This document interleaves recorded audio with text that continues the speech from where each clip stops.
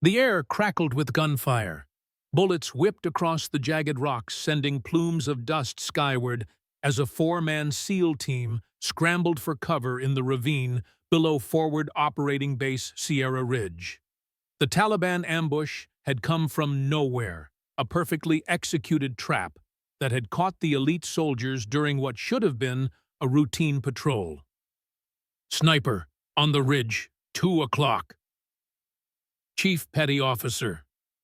Barton shouted, his voice barely audible over the cacophony of automatic weapons fire.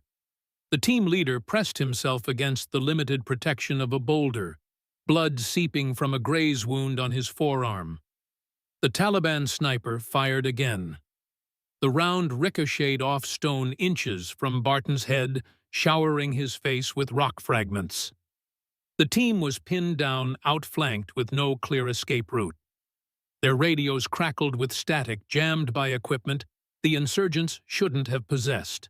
1,500 yards away, atop a sun-baked ridge overlooking the valley, a lone figure lay motionless against the harsh Afghan landscape. Specialist Morgan Reed remained perfectly still, as if she were merely an extension of the earth beneath her. Only her eyes moved, tracking the unfolding battle through the scope of her rifle. It wasn't a standard-issue weapon. The stock appeared to be decades old, the barrel worn to a dull gray. The scope sat atop the action like an afterthought, attached with mismatched rings. To the untrained eye, it looked cobbled together from spare parts, a relic rather than a precision instrument. The soldiers at Sierra Ridge called it many things: the junkyard special, the garage sale rifle, the broken stick. Morgan called it the Guardian. She inhaled slowly, feeling the breath fill her lungs. The wind whispered across the ridge, carrying the scent of dust and gunpowder. She made a minute adjustment to her scope, factoring in the 8 mpm for crosswind temperature and the precise angle of elevation. Her finger rested lightly against the trigger, waiting for the perfect moment. The Taliban sniper shifted position, exposing himself for just an instant as he sought a better angle on the trapped SEAL team. Morgan exhaled, her body relaxing into the perfect stillness that precedes decisive action. The Guardian barked once, the sound sharp and clean in the mountain air. 1,600 yards away, the Taliban sniper crumpled the side of his head, disappearing in a spray of red. Before his body hit the ground, Morgan had already chambered another round. 2 more insurgents fell in rapid succession, each shot finding its mark with impossible precision. The remaining Taliban fighters, suddenly exposed and disoriented, retreated into the hills. The SEAL team, momentarily stunned by their unexpected salvation, seized the opportunity to establish a defensive position. Chief Barton scanned the surrounding ridges with his binoculars, searching for their guardian angel. But Morgan Reed was already gone. Her rifle broken down and stowed in its weathered case, her movements across the rocky terrain as silent as her arrival had been. None of them knew her name. None of them knew she existed. That was exactly as Morgan preferred it.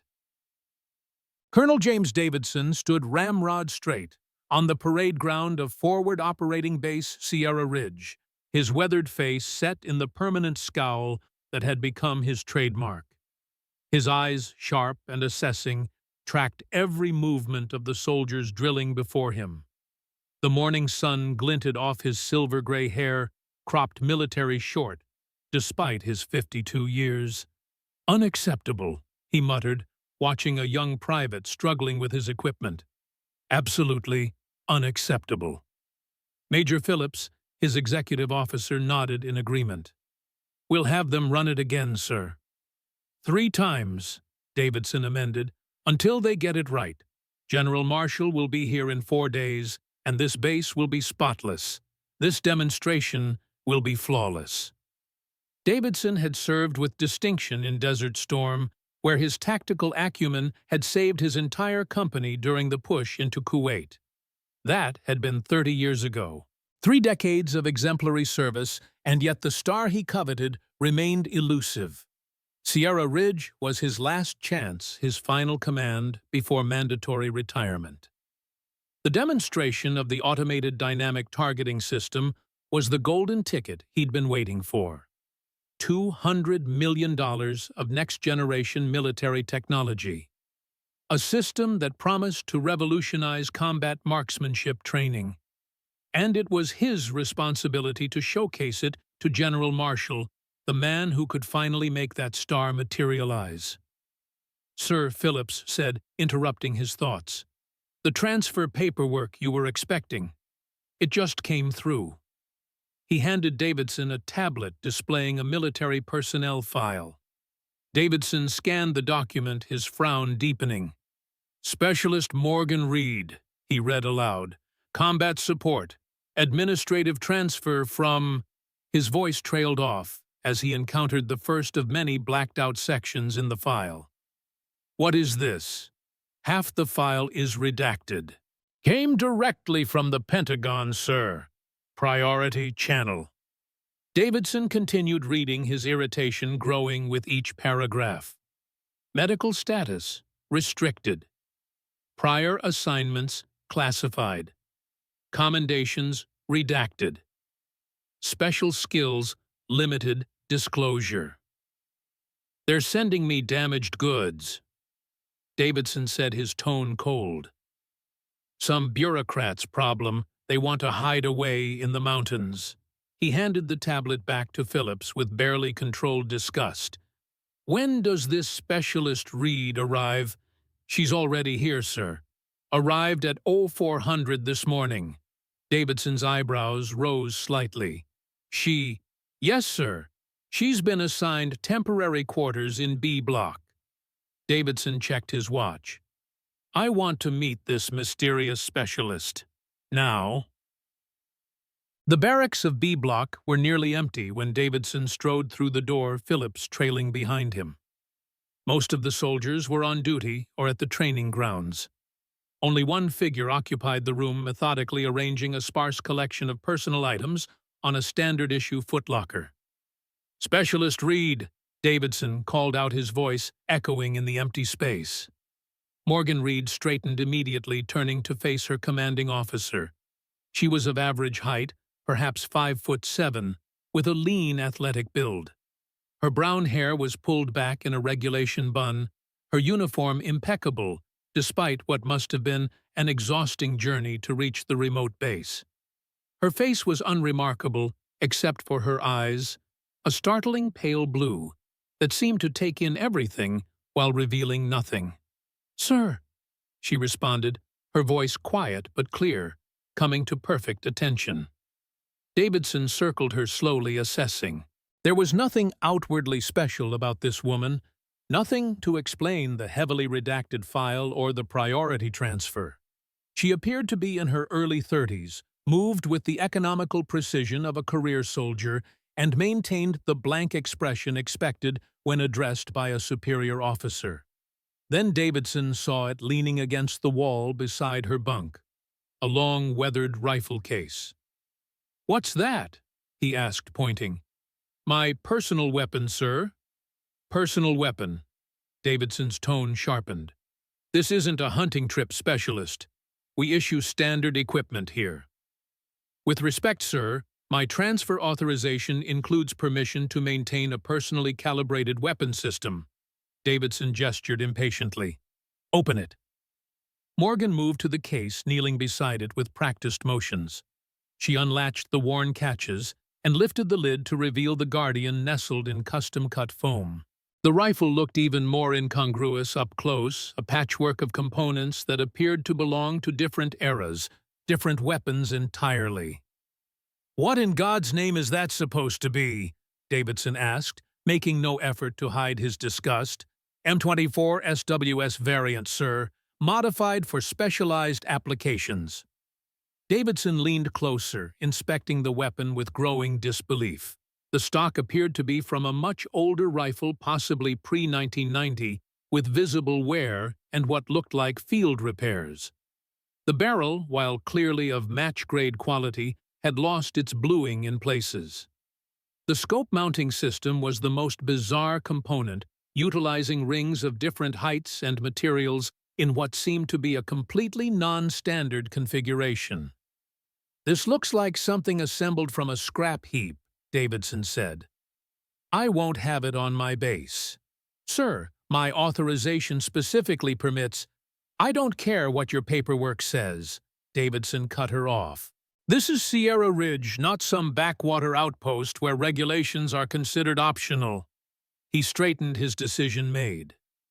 "You will be issued standard equipment like everyone else. Whatever special treatment you received elsewhere ends now." Morgan's expression didn't change, but something flickered behind those pale eyes. "As you wish, sir." Davidson wasn't finished.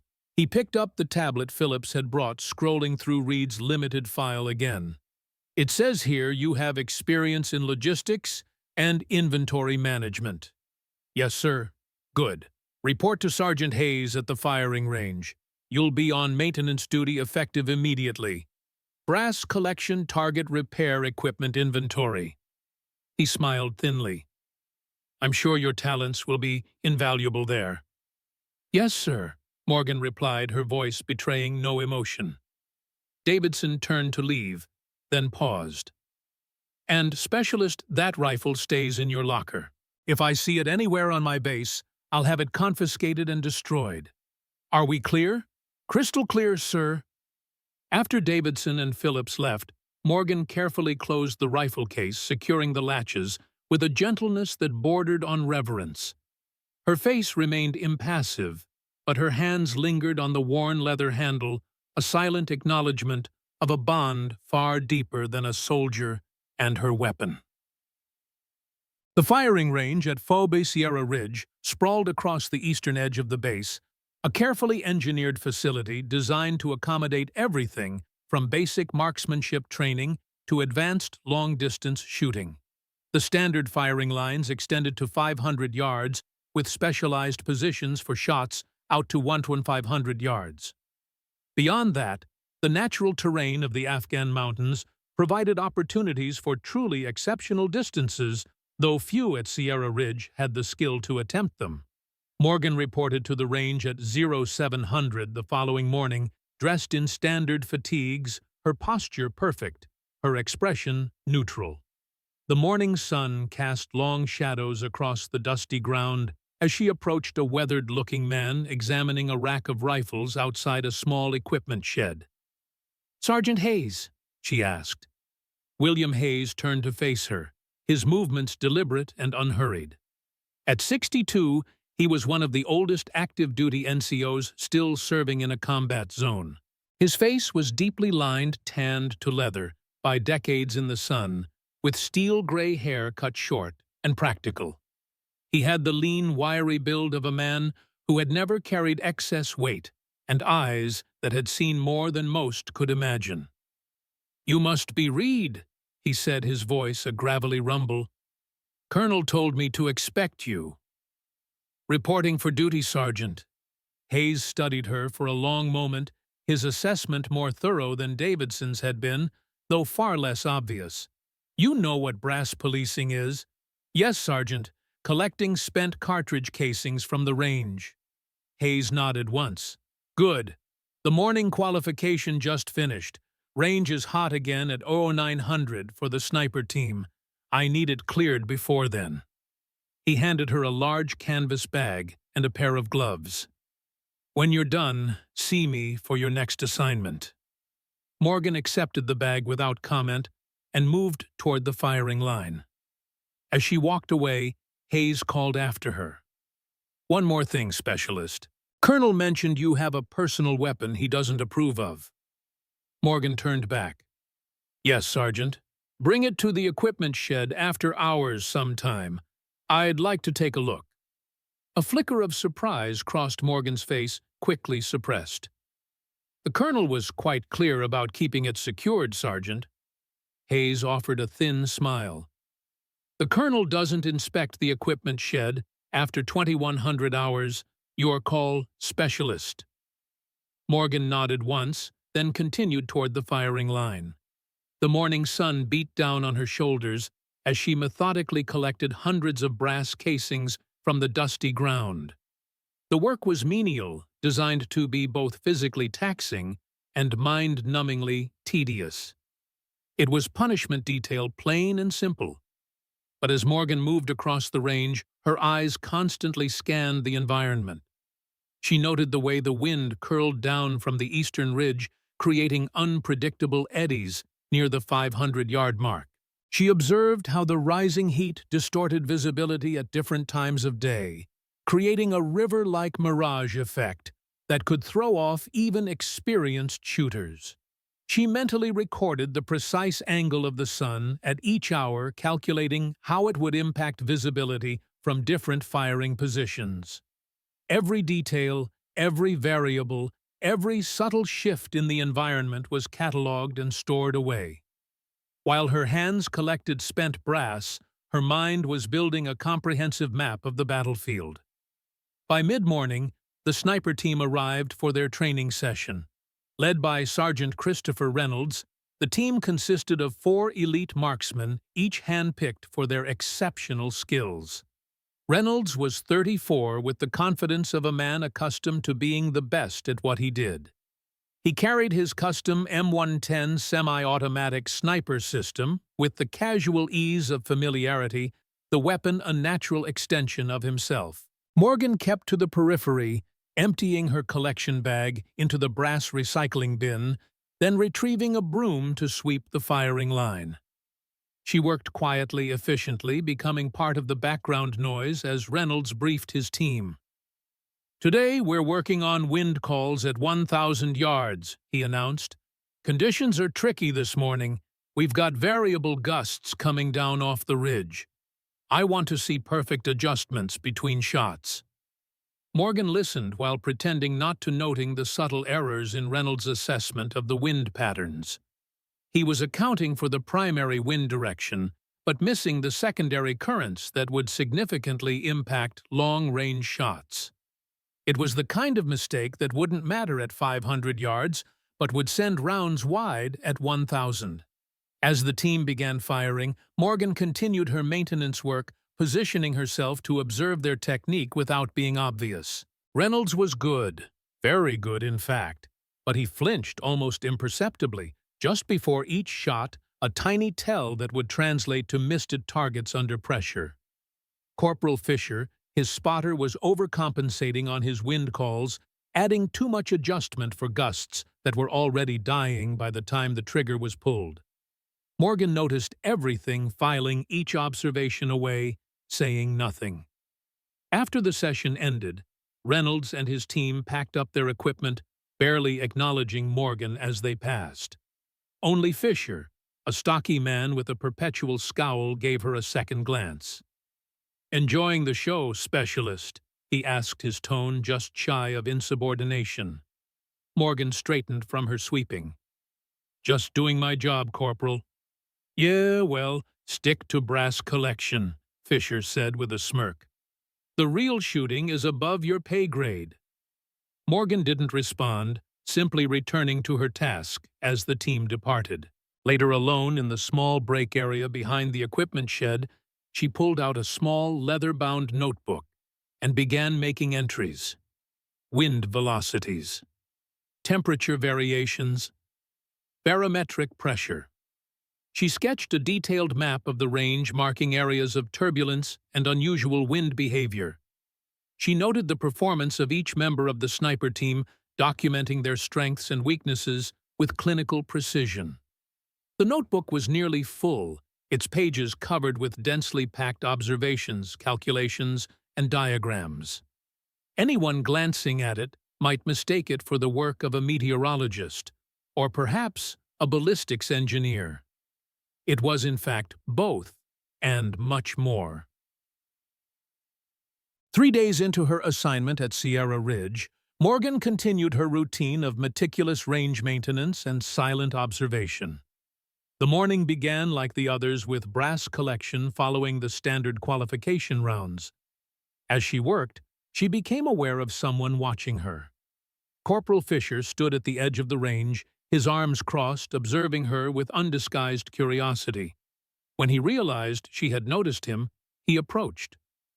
"You're an odd one, Reed," he said without preamble. "Most people assigned to brass duty bitch about it constantly. You haven't complained once." Morgan straightened, wiping dust from her hands. "Is there something I can help you with, Corporal?" Fisher studied her for a moment. "I saw you yesterday after everyone left, standing in the middle of the range with your eyes closed. Just standing there like you were listening to something." He paused. "What exactly were you doing?" "Finishing my work," Morgan replied evenly. "No," Fisher said, shaking his head. "It was weird. And then I saw you writing in that little book of yours. Very focused, very detailed." His eyes narrowed. "You're not just some grunt assigned to cleanup duty, are you?"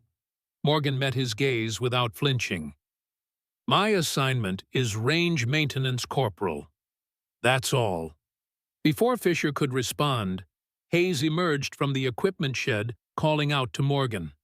"Reed, need you to inventory the target supplies." Fisher gave her one last suspicious look before walking away. Morgan watched him go, her expression revealing nothing of her thoughts.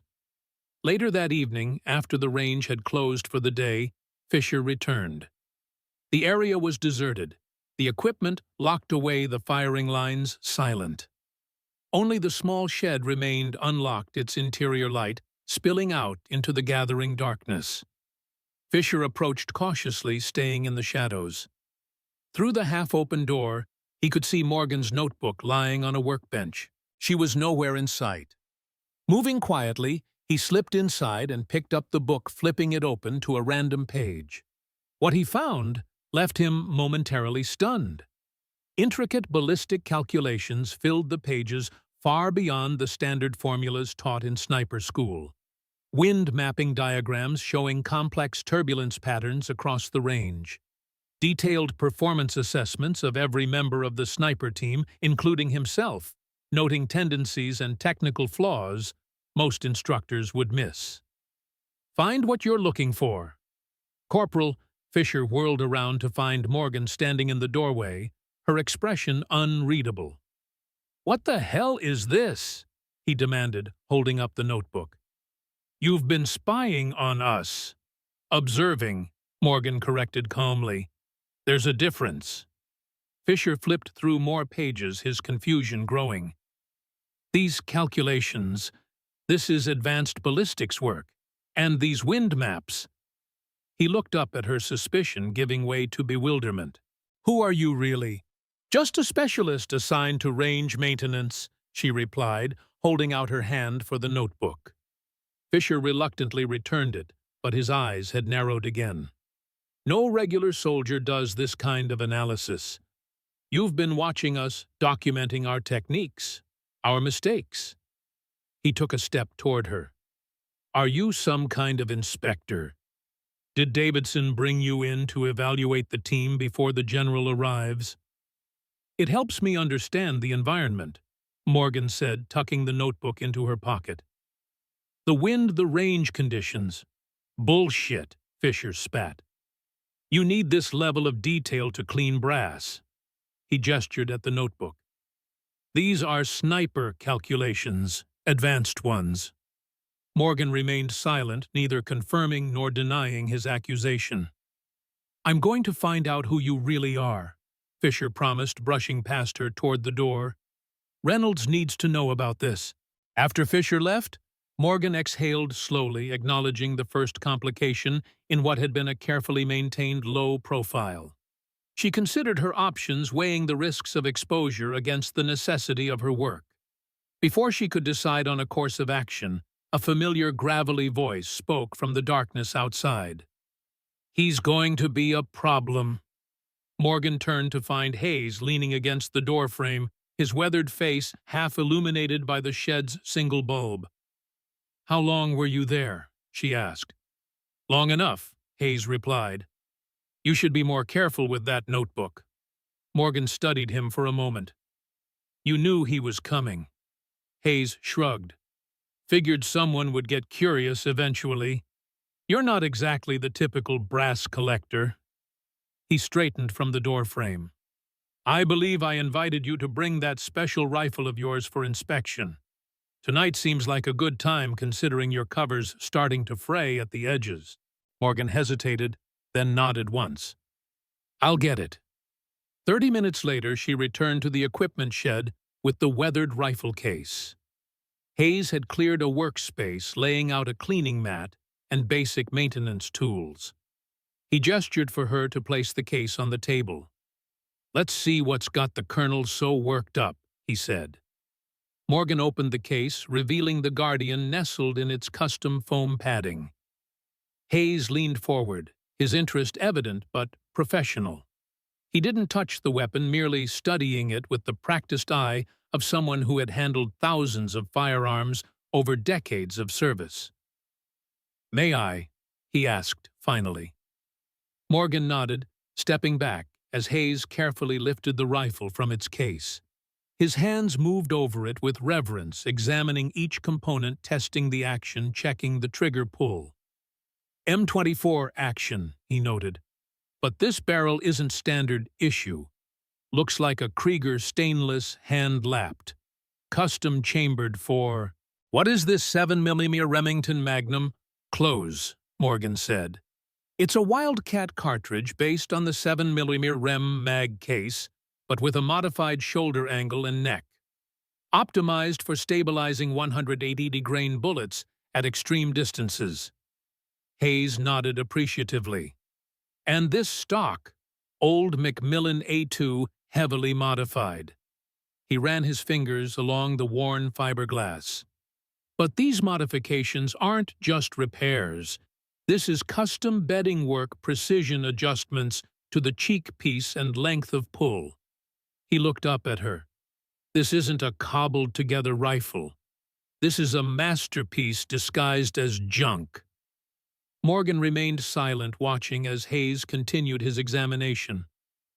And these scope rings, he said, shaking his head in wonder. I've never seen a mounting system like this. Different heights, specialized inserts. This is designed to compensate for barrel harmonic distortion at extreme ranges, isn't it? Yes, Morgan acknowledged quietly. Hayes carefully returned the rifle to its case. Only one unit I know of that would put this kind of engineering into a weapon while deliberately making it look like scrap. He fixed Morgan with a steady gaze. Ghost Protocol. Morgan's expression didn't change, but her silence was confirmation enough. I trained some of your people, Hayes continued, back in 2010 at Fort Benning.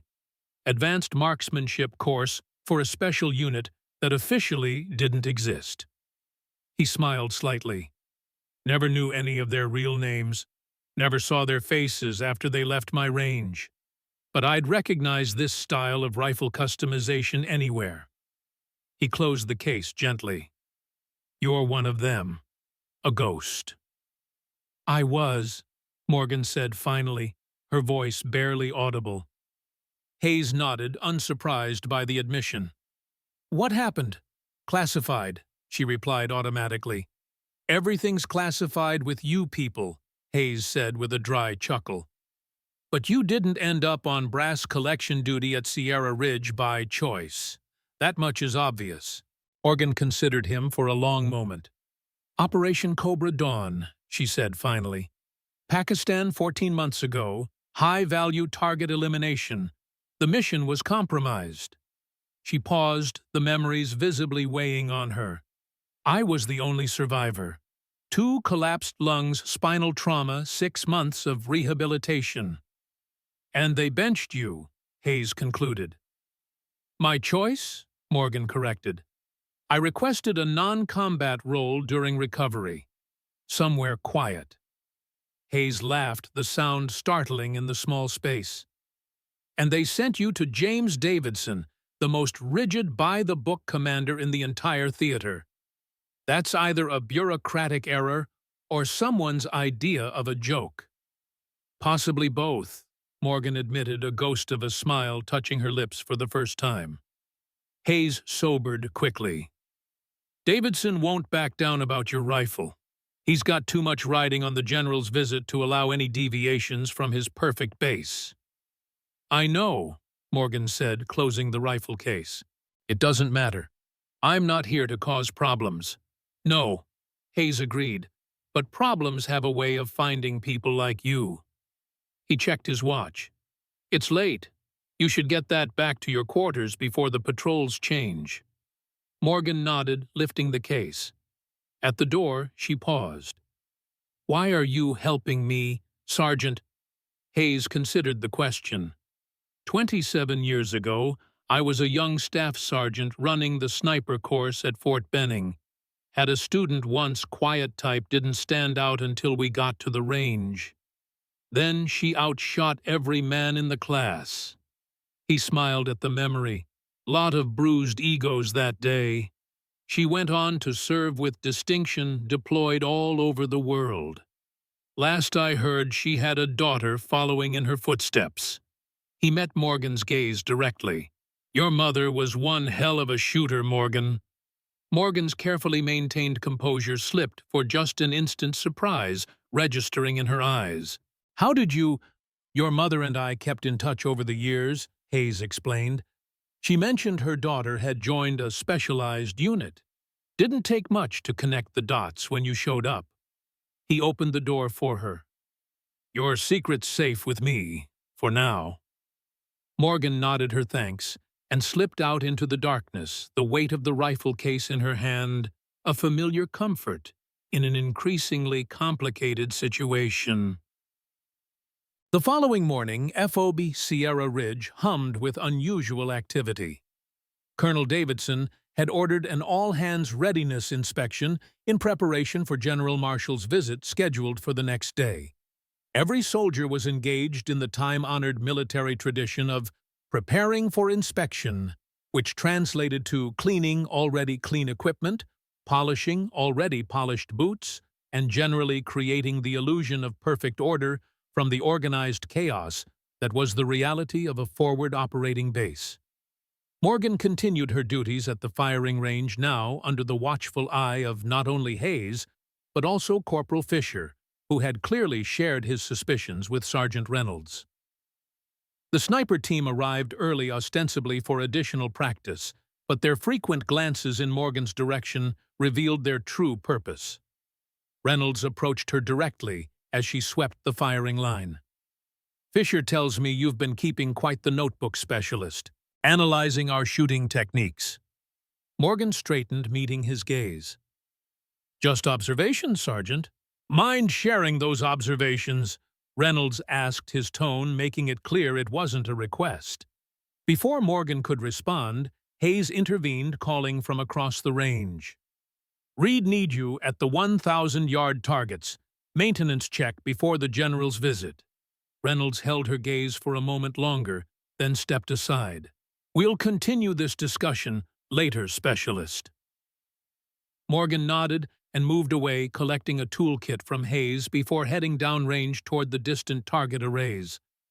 The walk gave her time to consider her increasingly precarious position. Fisher's discovery threatened the quiet anonymity she had sought. Reynolds' interest could escalate to formal questioning. And tomorrow, General Marshall would arrive, bringing a level of scrutiny that might expose her completely. As she worked on the target mechanisms, Morgan became aware of a presence behind her. She turned to find Davidson standing there, his expression as severe as ever. "Specialist Reed," he said by way of greeting.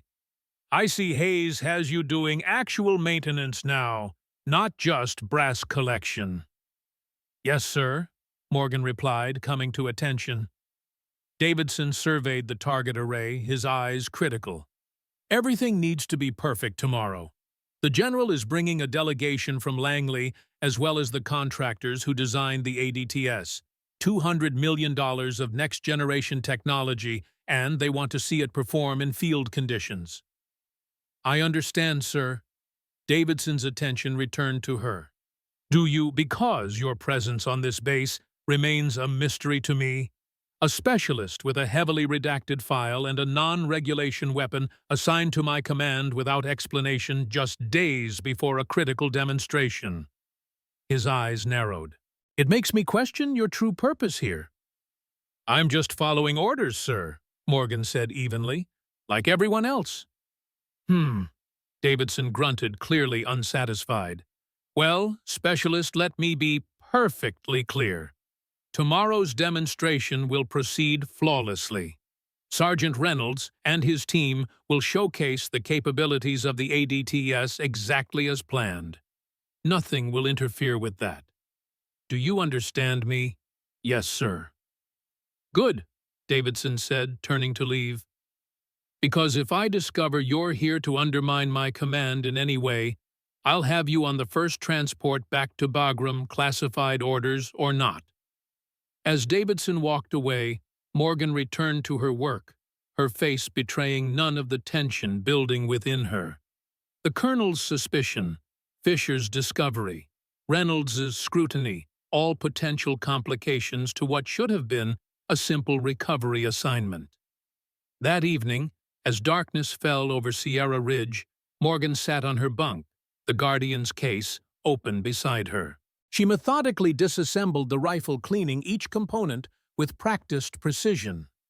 The familiar routine calmed her mind, allowing her to think clearly about the evolving situation.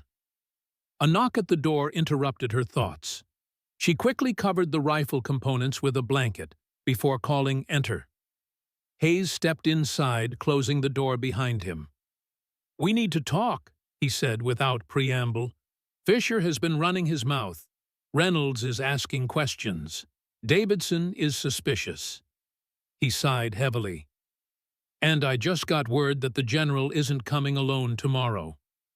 Morgan waited silently for him to continue. "There's a CIA officer accompanying him. Thomas Shaw, Deputy Director of Special Activities." Hayes watched her carefully as he delivered this information. "Ring any bells?" Morgan's expression remained neutral, but Hayes noticed the subtle tightening of her hands on the cleaning cloth. "Shaw was operational control for Ghost Protocol," she said finally. Hayes nodded. "That's what I thought. This isn't coincidence, Morgan. The General Shaw, the timing of your transfer here." He sat on the edge of the bunk opposite hers. "They're not just coming to see Davidson's fancy new targeting system." "No," Morgan agreed quietly. "They're not." Hayes leaned forward, lowering his voice. "What's really going on here? Why are you actually at Sierra Ridge?" Morgan was silent for a long moment, weighing her options, assessing Hayes's trustworthiness. Finally, she reached a decision. 4 nights ago, a SEAL team was ambushed in the valley below the eastern ridge, she began. They were saved by 3 precision shots from an unknown position. Hayes's eyes widened slightly. "That was you," Morgan nodded once. "I've been monitoring Taliban movements in the region for the past week. Their patterns have changed. They're preparing for something." "Does Davidson know about this?" "No. My orders were to maintain a low profile, observe, and report directly to Shaw when he arrives." She met Hayes's gaze directly. "The targeting system demonstration is real, but it's also cover for something else." "What?" Hayes pressed. Morgan hesitated, then reached under her mattress and withdrew a satellite imagery printout. "This compound 30 miles northeast of here. Intelligence indicates it's being used as a staging area for a high-value target. Someone Ghost Protocol has been hunting for years." Hayes studied the image. "And Shaw is coming to authorize a strike." "Possibly," Morgan acknowledged, "but there's more to it." She paused, choosing her words carefully. "The man they're tracking, Zarqawi, he was responsible for the ambush that killed my team in Pakistan. Operation Cobra Dawn wasn't just compromised. We were betrayed." Understanding dawned on Hayes's face. "And you think Shaw knows who the traitor is?"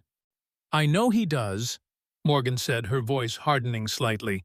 What I don't know is whether he's coming to brief me on the operation to eliminate Zarqawi or to tie up loose ends. Hayes finished for her. By eliminating you. Morgan nodded grimly. Tomorrow will be interesting, one way or another. Hayes stood his expression resolute. I'll watch your back. But Morgan, whatever happens, you need to be prepared for the possibility that this quiet recovery assignment is about to get very loud. I know, Morgan said, her hand unconsciously moving to rest on the covered rifle parts beside her. That's why I brought the Guardian. As Hayes left, Morgan resumed cleaning her rifle, each movement precise and deliberate. Whatever came tomorrow, she would be ready. The quiet specialist assigned to range maintenance was a carefully constructed facade. Beneath it waited something else entirely, a ghost ready to emerge from the shadows once more. The morning of General Marshall's visit dawned clear and bright over Phoebe Sierra Ridge. The mountains surrounding the base stood in sharp relief against the blue Afghan sky, their rugged peaks casting long shadows across the valley below. For Colonel Davidson, the perfect weather was an auspicious sign. Everything was in place, every detail attended to with military precision. His career hung in the balance of the next few hours. Final inspection complete, sir, Major Phillips reported, falling into step beside Davidson as they crossed the parade ground. The base is spotless, the demonstration area is prepared, and Sergeant Reynolds's team is ready for the targeting exercise. Davidson nodded, his expression betraying none of the anxiety churning beneath his composed exterior.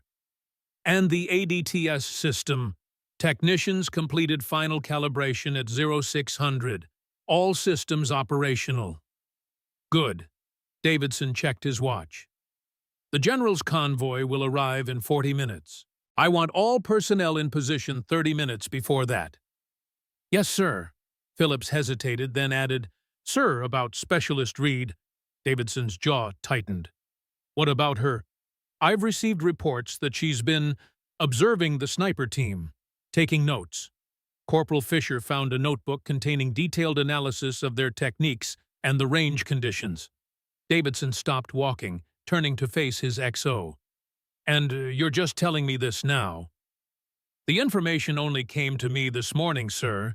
Sergeant Hayes has been supervising her closely. Davidson's eyes narrowed.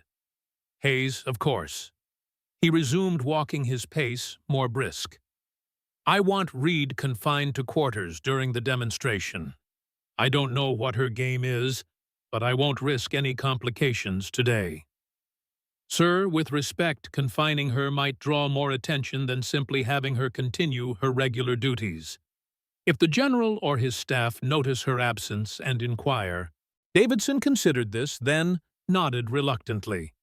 Fine, but I want her kept away from the primary demonstration area.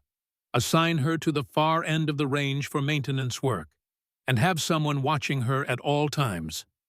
Yes, sir. I'll inform Sergeant Hayes. As Phillips departed to relay the orders, Davidson continued toward the command center, his mind racing through countless scenarios. The arrival of General Marshall represented his best chance for promotion, for recognition of his decades of service. The ADTS demonstration had to be flawless. Nothing could go wrong. Morgan Reed woke before dawn, her body instinctively alert, despite another night of fragmented sleep. The nightmares had returned vivid and merciless. In them, she was back in the mountains of Pakistan, watching through her scope as her team moved into position. She could see the ambush being prepared, could feel the wrongness of it all, but in the dream, as in reality, she was too far away to warn them in time. The difference was that in her dreams, she relived the moment of their deaths, in excruciating detail, heard their final radio transmissions, felt the bullets that tore through her own body when she abandoned her position to try to save them.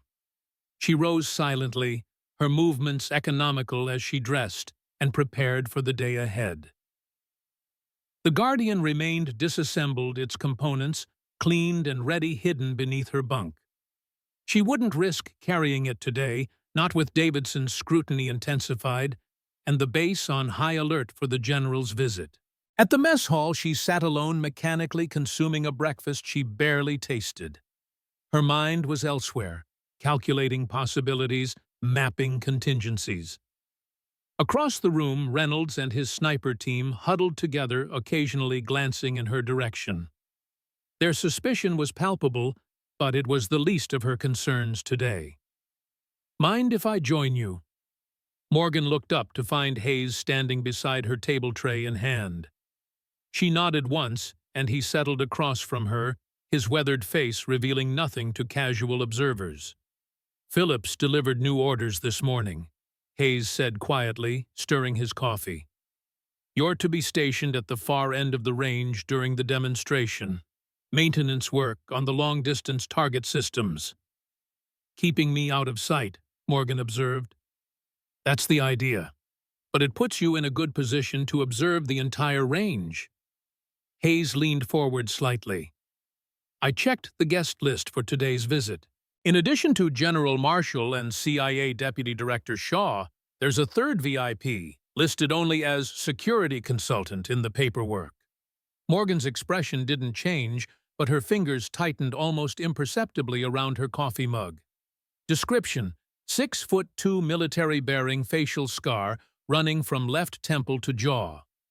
Hayes watched her reaction carefully. "You know him."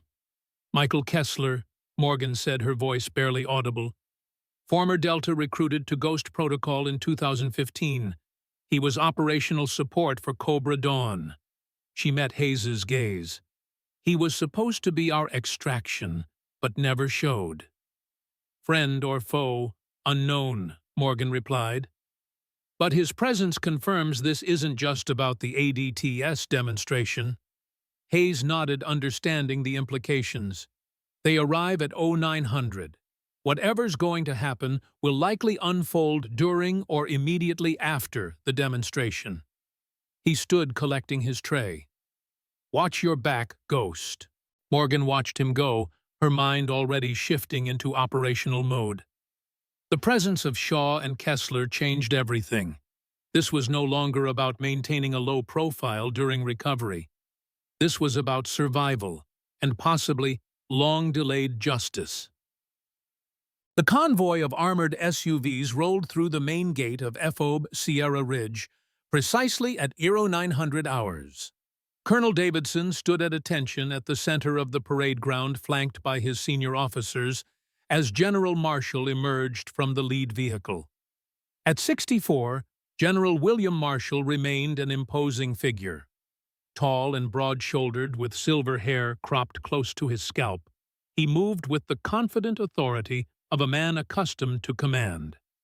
His uniform displayed rows of ribbons and medals earned over 4 decades of distinguished service, from Desert Storm to the ongoing conflicts in the Middle East. "Colonel Davidson," Marshall greeted, returning the salute crisply. "Impressive operation you're running here." "Thank you, sir.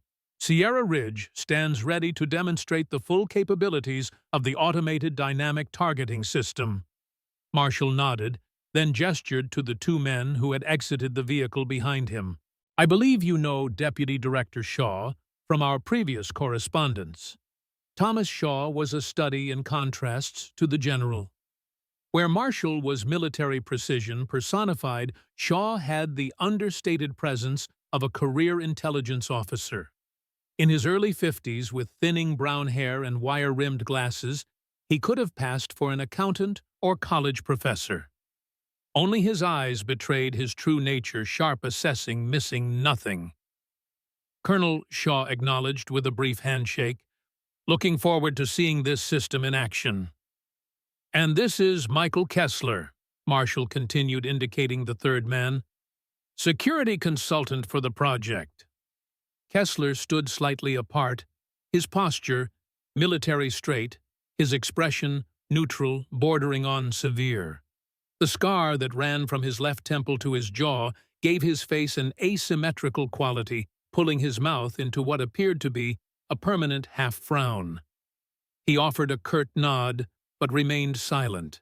"We've prepared a comprehensive demonstration," Davidson said, leading the group toward awaiting transport. "The ADTS has been fully calibrated and tested. Sergeant Reynolds and his team are standing by at the range." As they boarded the vehicle, Shaw leaned closer to Davidson. "I understand you've had a new addition to your staff recently. A specialist Reed." Davidson's step faltered momentarily before he recovered. "Yes, an administrative transfer from command. She's been assigned to range maintenance duties." "I'd like to speak with her after the demonstration," Shaw said, his tone making it clear this was not a request. "Of course," Davidson replied, his mind racing to understand the implications.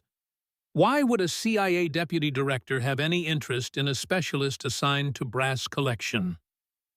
The convoy moved through the base toward the firing range where an array of equipment and personnel awaited. The centerpiece was the ADTS control station, a reinforced shelter housing advanced computers and monitoring systems. Beyond it stretched the range itself with standard targets at intervals from 100 to 1,500 yards. But it was the far ridge, approximately 2,000 yards, from the firing line that drew the eye. There, a series of mechanized target arrays had been installed along the rocky terrain.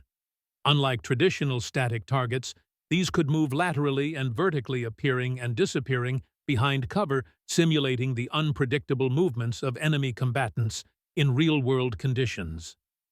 The automated dynamic targeting system represents the next generation in combat. "Marksmanship training," Davidson explained as they exited the vehicle.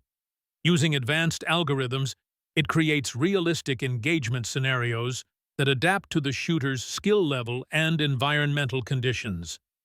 Marshall nodded appreciatively, surveying the setup. "And your team has been training with it for how long?" 3 months, sir. Sergeant Reynolds and his snipers have logged over 500 hours on the system. They've achieved a 93% hit rate at ranges up to 200 yards. "Impressive," Marshall said. "Let's see them in action." The group moved to a covered observation area overlooking the firing line where Reynolds and his 4-man team waited at attention. Davidson made the introductions, then signaled for the demonstration to begin. "First phase will be standard qualification at 500, 800, and 1,000 yards, Davidson explained. "Then we'll move to the dynamic targeting scenario at ranges up to 1,500 yards. Reynolds led his team through the initial qualification with professional precision. Each shooter demonstrated textbook form engaging targets with methodical efficiency. At 500 and 800 yards, their performance was flawless, every round finding its mark.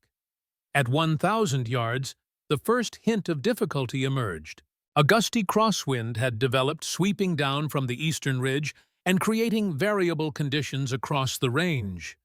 Reynolds and his second Corporal Fisher adjusted adequately, but the 2 junior snipers struggled, missing 3 targets between them.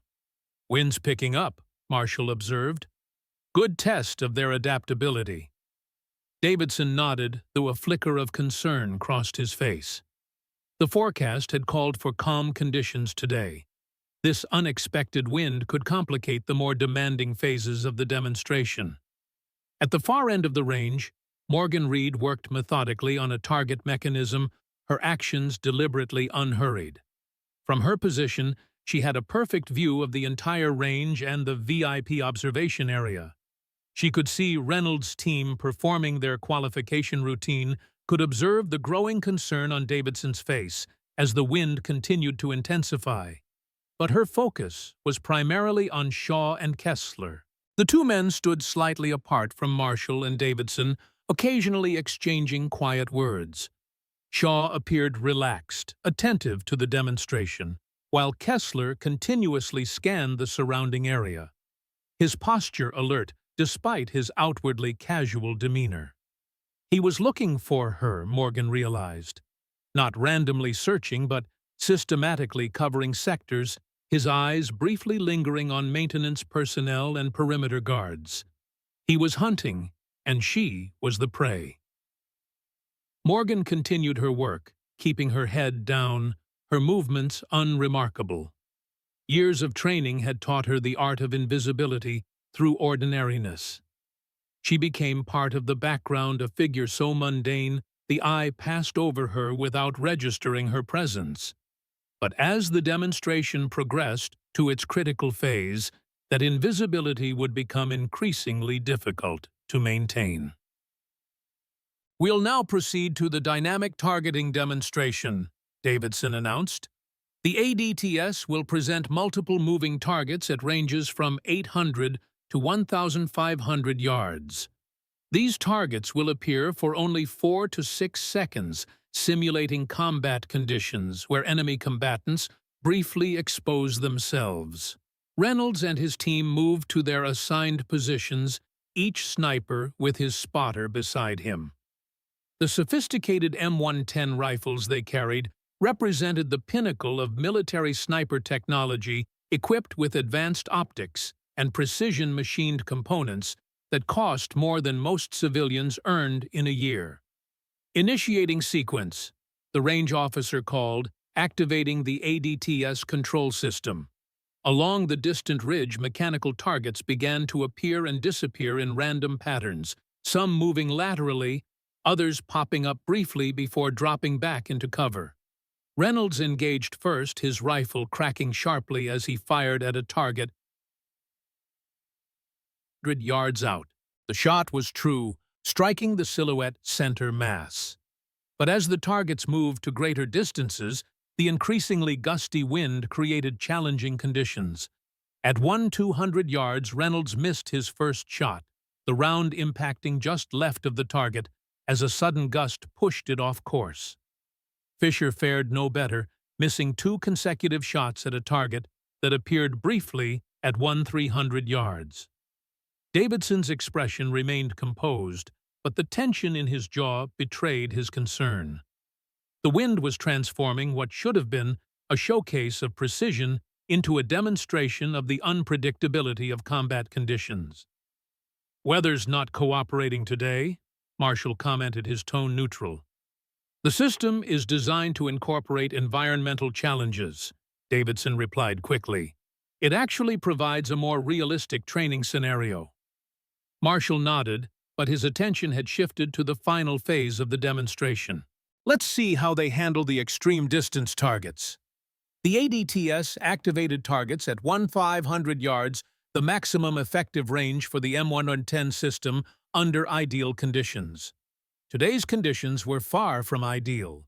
The wind had increased to gusting at 15 to 20 mph, creating a complex crosswind pattern that changed direction unpredictably. Reynolds took a deep breath, made his calculations, and fired. "Miss!" He adjusted and fired again. Another miss. Across the line, each member of the sniper team encountered the same problem. Shot after shot went wide, the rounds kicked off course by the swirling winds. After 10 minutes and 20 missed shots, Reynolds lowered his rifle, his frustration evident even at a distance. He approached Davidson and the observers, his expression tightly controlled. "Sir, the wind conditions are making accurate engagement at 1,500 yards virtually impossible today," he reported. "We're experiencing gusts up to 20 knots with unpredictable directional shifts." Davidson's face darkened. "Sergeant, we've prepared for months for this demonstration. Surely your team can compensate for a little wind." "With respect, sir, these aren't normal conditions," Reynolds insisted. "My wind meter is showing 3 different directions between here and the target zone. No one could make those shots consistently today." General Marshall stepped forward. "It's all right, Sergeant. Nature doesn't always cooperate with our plans." He turned to Davidson. "The system itself seems to function as designed, Colonel. Perhaps we should move on to the technical briefing." Davidson recognized the diplomatic retreat for what it was, a polite way to end a failing demonstration. His opportunity to impress the general was slipping away, undermined by unpredictable weather and the limitations of even his best snipers. Before he could respond, a quiet voice spoke from behind the group. "Permission to attempt the course, sir." Every head turned. Morgan Reed stood at a respectful distance, her posture regulation perfect, her expression neutral. "Specialist Reed," Davidson said, his surprise quickly giving way to irritation.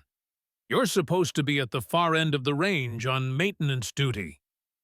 "The work is complete, sir," Morgan replied evenly. "I observed the demonstration and would like to attempt the course if the colonel permits." Reynolds looked incredulous. "With all due respect, sir, this is a specialized course for trained snipers. Specialist Reed is range maintenance personnel." Davidson was about to dismiss the request outright when Shaw stepped forward, studying Morgan with sudden interest. "You're Specialist Morgan Reed?" he asked. "Yes, sir," Morgan confirmed. Shaw turned to Davidson. "I'd like to see the specialist attempt the course, Colonel." Davidson found himself trapped. To refuse would raise questions he couldn't answer, especially with Shaw's evident interest in Reed.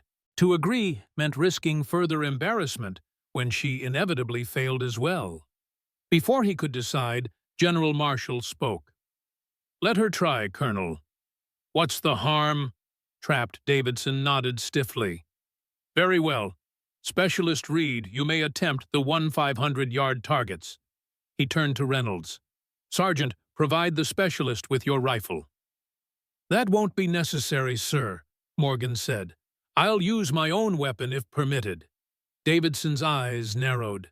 "Your weapon was deemed non-regulation specialist. I ordered it confined to quarters."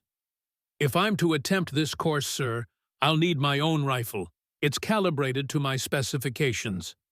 A tense silence followed, broken by General Marshall. "I'm curious to see this non-regulation weapon, Colonel." "Allow it."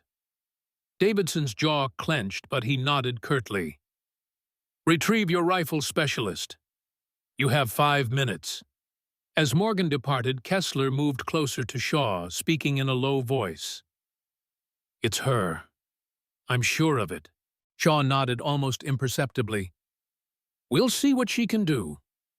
Morgan returned precisely 4 minutes later, carrying the weathered rifle case. The contrast between her battered equipment and the state-of-the-art gear used by Reynolds's team couldn't have been more stark. She moved to an empty firing position and knelt to open the case. The Guardian emerged piece by piece as Morgan assembled it with practiced efficiency. The worn stock, the mismatched scope, rings, the dulled barrel, each component looking as though it belonged in a museum rather than a modern battlefield. Reynolds and his team watched with expressions ranging from disbelief to barely concealed amusement. "What the hell is that?" Fisher muttered loud enough to be heard. Morgan ignored the comment, completing her assembly and settling into the prone position. Unlike the sniper team with their sophisticated bipods and shooting mats, she simply placed a small canvas bag filled with sand under the rifle's forend for stability.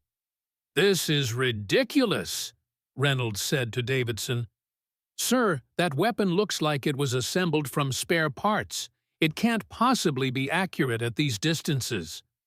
Davidson shared the sentiment, but was powerless to intervene, with Marshall and Shaw watching intently. "Proceed with the demonstration," he ordered the range officer. "ADTS engaging targets at 1,500 yards, the officer announced. "Target up in Sector 4, right side of the ridge line." A silhouette target appeared from behind a rocky outcrop, visible for what would be a 4-second window. Morgan made no immediate move to fire. Instead, she lay perfectly still, sensing the wind, feeling its direction and strength against her skin. She noted the mirage effect through her scope, the way it danced and shifted, revealing the true air movements invisible to the naked eye. Just before the target was set to disappear, Morgan exhaled softly and squeezed the trigger. The Guardian's report was different from the M110's sharper, crisper, with a distinctive note that spoke of its custom chambering. For a long moment, there was silence. Then the range officer's voice filled with surprise. Hit, center mass. Reynolds and his team stared in disbelief. Davidson's expression froze somewhere between shock and suspicion. Marshall raised an eyebrow, clearly impressed, while Shaw and Kessler exchanged a meaningful glance. Target up in Sector 2 yards, the range officer called. Again Morgan waited, reading the wind, making minute adjustments to her aim. Again the Guardian barked its distinctive report. Again the confirmation came. Hit. One after another, targets appeared along the ridgeline, each at slightly different distances, each visible for only seconds. Morgan engaged them methodically, her movements minimal, her focus absolute. After the fifth consecutive hit, a hush had fallen over the observers. After the eighth, Reynolds's expression had transformed from disbelief to something approaching awe. Final target, the range officer announced. Sector 6, 15225 yards. The wind chose that moment to gust violently, sending a cloud of dust swirling across the range. Reynolds's team instinctively flinched, knowing such conditions made an already difficult shot nearly impossible. Morgan remained motionless, waiting for the gust to pass, for the dust to settle. Only when the air had calmed did she make her final adjustments and squeeze the trigger. Hit, the range officer confirmed. 9 for 9. Perfect score. A stunned silence settled over the range.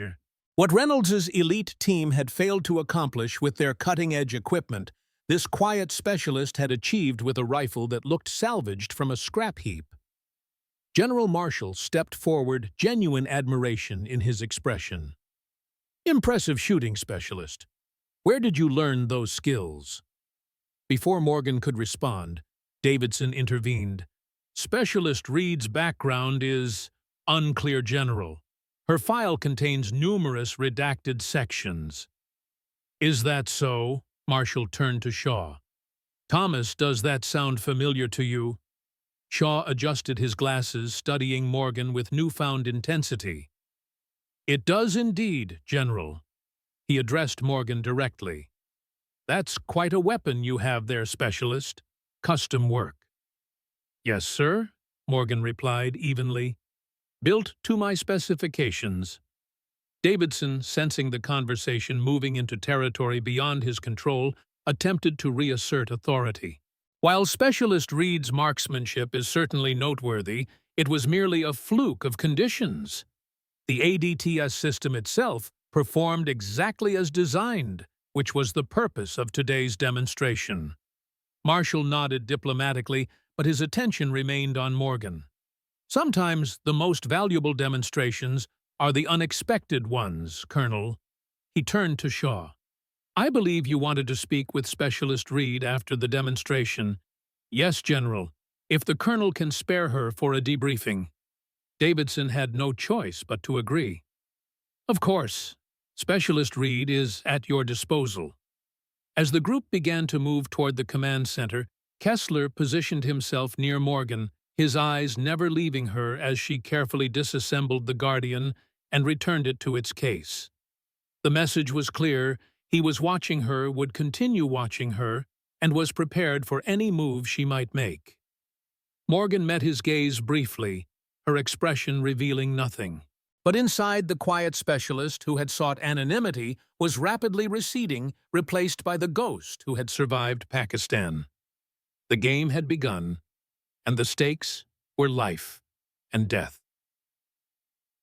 The command center of FOB Sierra Ridge was a reinforced structure at the heart of the base, housing communications equipment, tactical displays, and the nerve center of operations. Davidson led Marshall and the contractors responsible for the ADTS to the main briefing room where technical presentations awaited. Shaw, however, directed Morgan to a smaller conference room adjacent to the main area. Kessler followed, positioning himself by the door once everyone was inside, effectively blocking the only exit.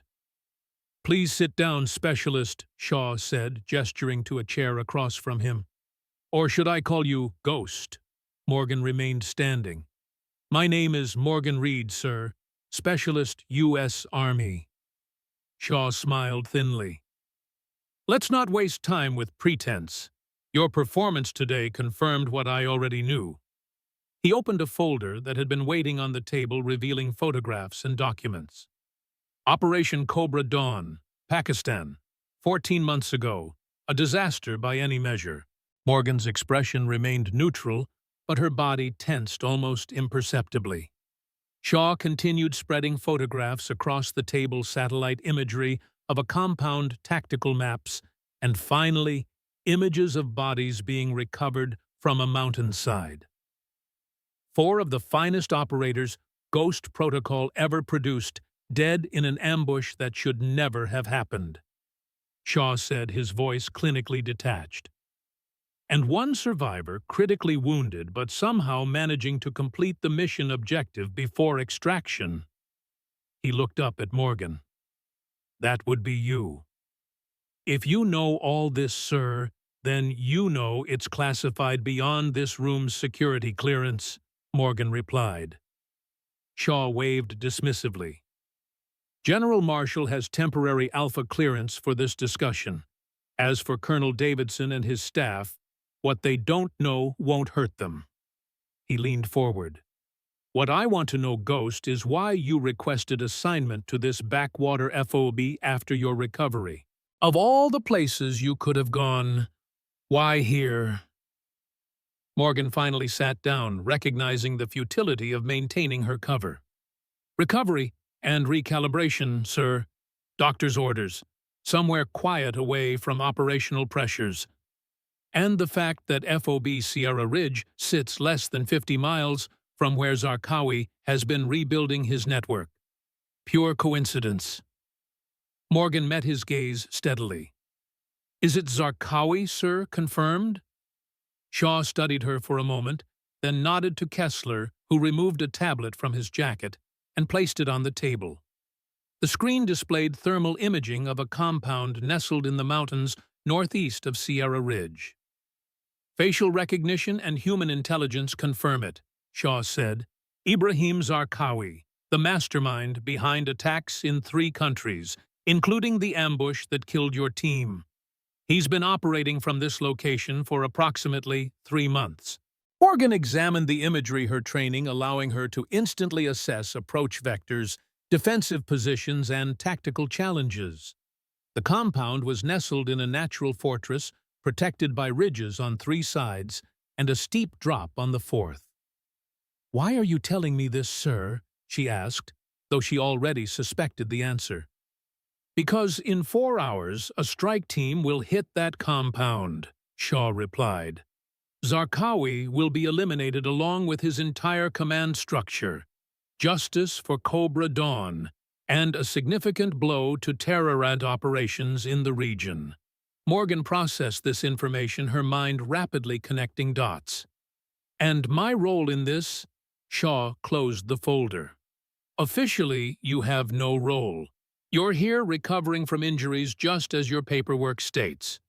And unofficially, Ghost, you're here because I needed to assess your state of mind, to determine if you're stable enough to return to operational status, or if you represent a liability that needs to be managed."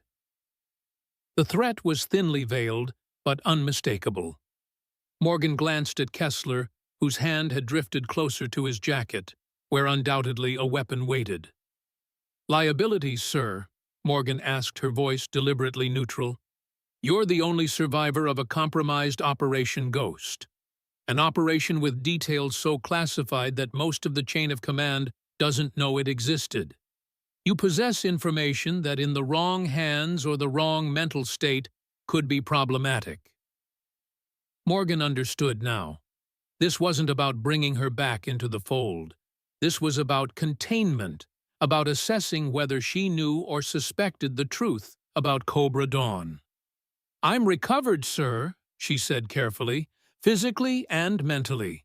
My only focus has been returning to full operational capacity."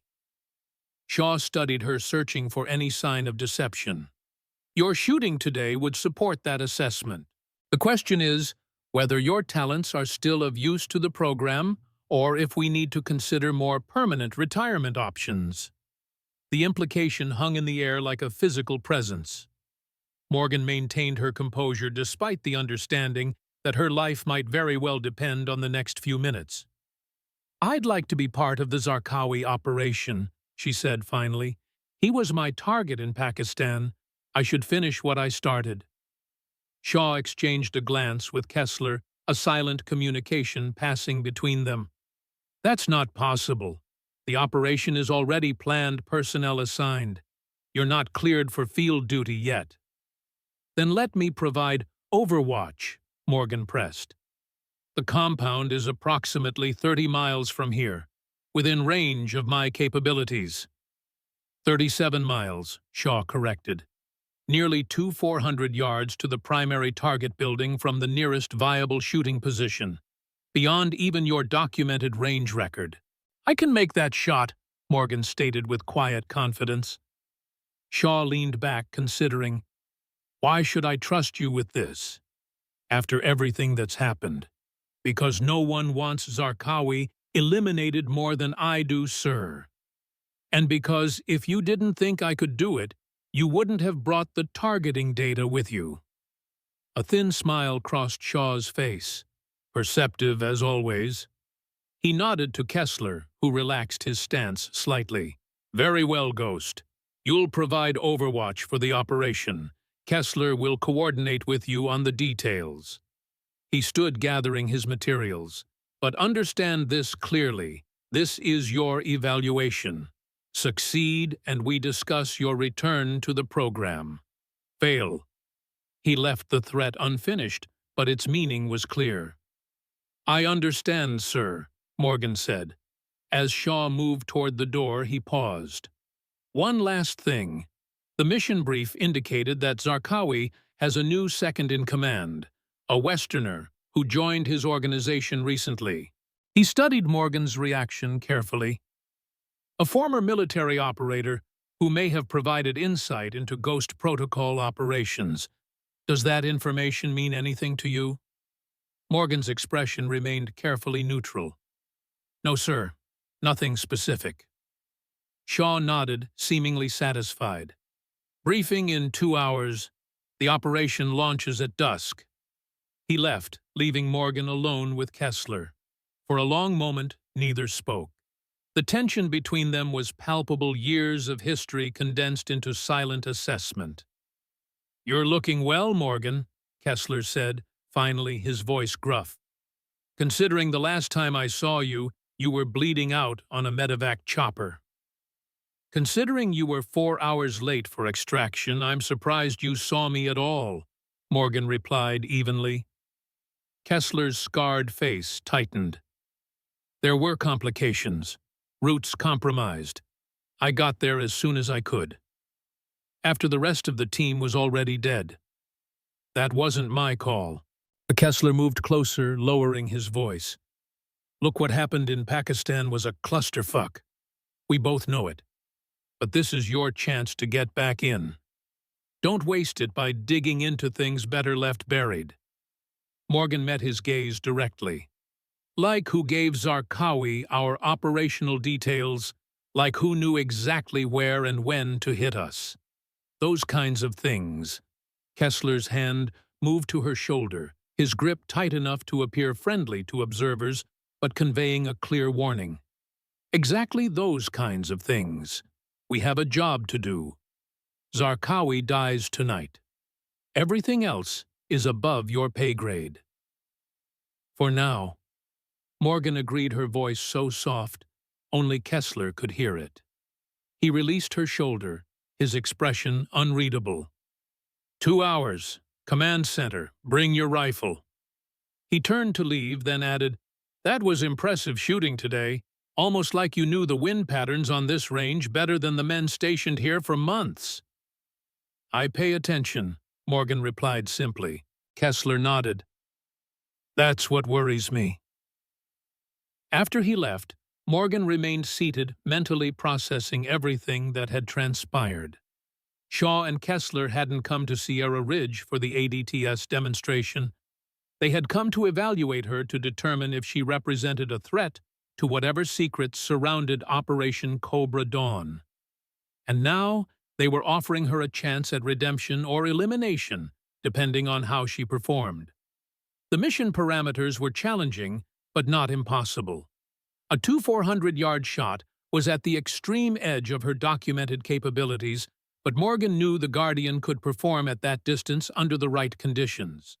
The real question was whether this was a genuine operation or an elaborately staged test or trap. She needed to talk to Hayes. If anyone at Sierra Ridge could help her navigate the political minefield she now found herself in, it was the veteran sergeant who somehow knew more about her history than he should. Morgan rose and headed for the door, her decision made. Whatever game Shaw and Kessler were playing, she would play it better. She had survived Pakistan against all odds. She would survive this too, and perhaps finally discover the truth about what happened to her team. Sergeant William Hayes was inspecting rifle maintenance logs in the armory when Morgan found him. The older man looked up as she entered, immediately noting the change in her demeanor. The quiet specialist assigned to range maintenance had vanished, replaced by something altogether more dangerous. "I take it the meeting with Shaw went about as expected," Hayes said, closing the logbook. Morgan secured the door behind her before speaking. "They know who I am. They've confirmed Zarqawi's location 37 miles northeast of here. They want me to provide overwatch for a strike operation tonight." Hayes absorbed this information with the calm of a man who had weathered countless storms. "And you think it's a setup?" "I know it is," Morgan replied. "What I don't know is the end game. Are they testing my loyalty, my capabilities, or is this an elaborate way to tie up loose ends?" "Could be all three," Hayes suggested. "What did they tell you about Zarqawi?" "That he's operating from a compound in the mountains, that he has a new second-in-command, a Westerner with military background." Morgan's eyes narrowed slightly. "Shaw was watching my reaction when he mentioned that." Hayes nodded thoughtfully. "He suspects you know something about the Cobra Dawn compromise. Or he's worried that I do." Morgan paced the small confines of the armory, her mind racing through scenarios. "The shot they're asking me to make is at the edge of possibility. 400 yards in mountain terrain. If I succeed, they bring me back into the program under close supervision. If I fail, you become a liability they can eliminate with cause," Hayes finished. "Classic intelligence community play." Morgan stopped pacing, turning to face Hayes directly. "I need to know what you know, Sergeant, about my mother, about Ghost Protocol, about me. No more partial truths." Hayes held her gaze for a long moment, then sighed heavily. "Your mother and I served together in several capacities over the years, not just as Army colleagues. There were other operations, compartmentalized, off the books." "CIA," Hayes nodded. "Among others. We were part of an early version of what would eventually become Ghost Protocol. Deep cover, deniable operations, high-value target elimination." Morgan processed this, connecting dots she hadn't previously aligned. "And you've been watching my career from a distance. Your mother asked me to keep an eye on you when you were selected for the program. She was proud, but also concerned. She knew the risks better than most." "Does she know about Pakistan? About what happened to me?" Hayes shook his head. "Not the classified details, but she knows you were injured, knows you survived when others didn't." Morgan's expression hardened. "Cobra Dawn was compromised from the inside, Hayes. Someone gave Zarqawi our operational details, our positions, our timetable. 4 good operators died because of it." "And you think Shaw or Kessler was involved?" "I don't know," Morgan admitted. "But I intend to find out. Tonight's operation may be my only chance." Hayes considered this, his weathered face grave. You're walking into an extremely dangerous situation, Morgan. Not just physically, but politically. If Shaw suspects you're investigating rather than simply following orders, I know the risks, Morgan said firmly, but I owe it to my team, to Denton, Parrick, Sawyer, and Chen. They deserve the truth and justice. Hayes nodded slowly, coming to a decision. Then you'll need help. Legitimate help, not just me watching your back from the sidelines. What are you suggesting? Reynolds and his team, Hayes said. They saw what you can do today. They respect skill even if they don't understand who you really are. And they're the best Sierra Ridge has to offer. Morgan shook her head. They're not cleared for this kind of operation. Davidson would never approve. Davidson doesn't need to know, Hayes countered. This can be positioned as a training exercise. Reynolds reports to me for advanced sniper training. I can create a night exercise scenario that puts them exactly where you need support. Morgan considered the suggestion. Having qualified backup would significantly improve her odds, especially if Shaw and Kessler were planning something beyond the stated mission parameters. Reynolds doesn't trust me, she pointed out. He doesn't know you, Hayes corrected. But he respects what he saw today. That's a starting point. He checked his watch. You said the briefing is in 2 hours. I can have Reynolds and Fisher meet us in 30 minutes, get them up to speed on the training exercise. Morgan nodded slowly. All right, but we keep the classified details compartmentalized. They don't need to know about Ghost Protocol or my history. Just that there's a high-value target observation operation happening tonight that requires sniper support. Agreed, Hayes said. And Morgan, whatever happens tonight, watch your back. Not just against Zarqawi's people, but against your own as well. I always do, Sergeant, Morgan replied, her hand unconsciously moving to the scar hidden beneath her uniform, a permanent reminder of lessons learned in blood. The pieces were moving now, the board set for a dangerous game of strategy and survival. Tonight would bring either answers or oblivion. Morgan Reed, the ghost of Sierra Ridge, would be ready for either. The Afghan sun hung low on the western horizon, painting the mountains in hues of amber and gold. From the command center of FOB Sierra Ridge, Morgan Reed observed the final preparations for the Zarqawi operation through narrowed eyes. Deputy Director Shaw stood at the tactical display, surrounded by communication specialists and intelligence officers who had arrived with the afternoon convoy. Michael Kessler remained at his side, occasionally making notations on a tablet. They had been deliberately vague about the strike team's composition and insertion method during the briefing. Morgan had caught the calculated omissions, the careful way Shaw had glossed over certain operational details while emphasizing others. The message was clear. Her role was strictly limited to overwatch, nothing more.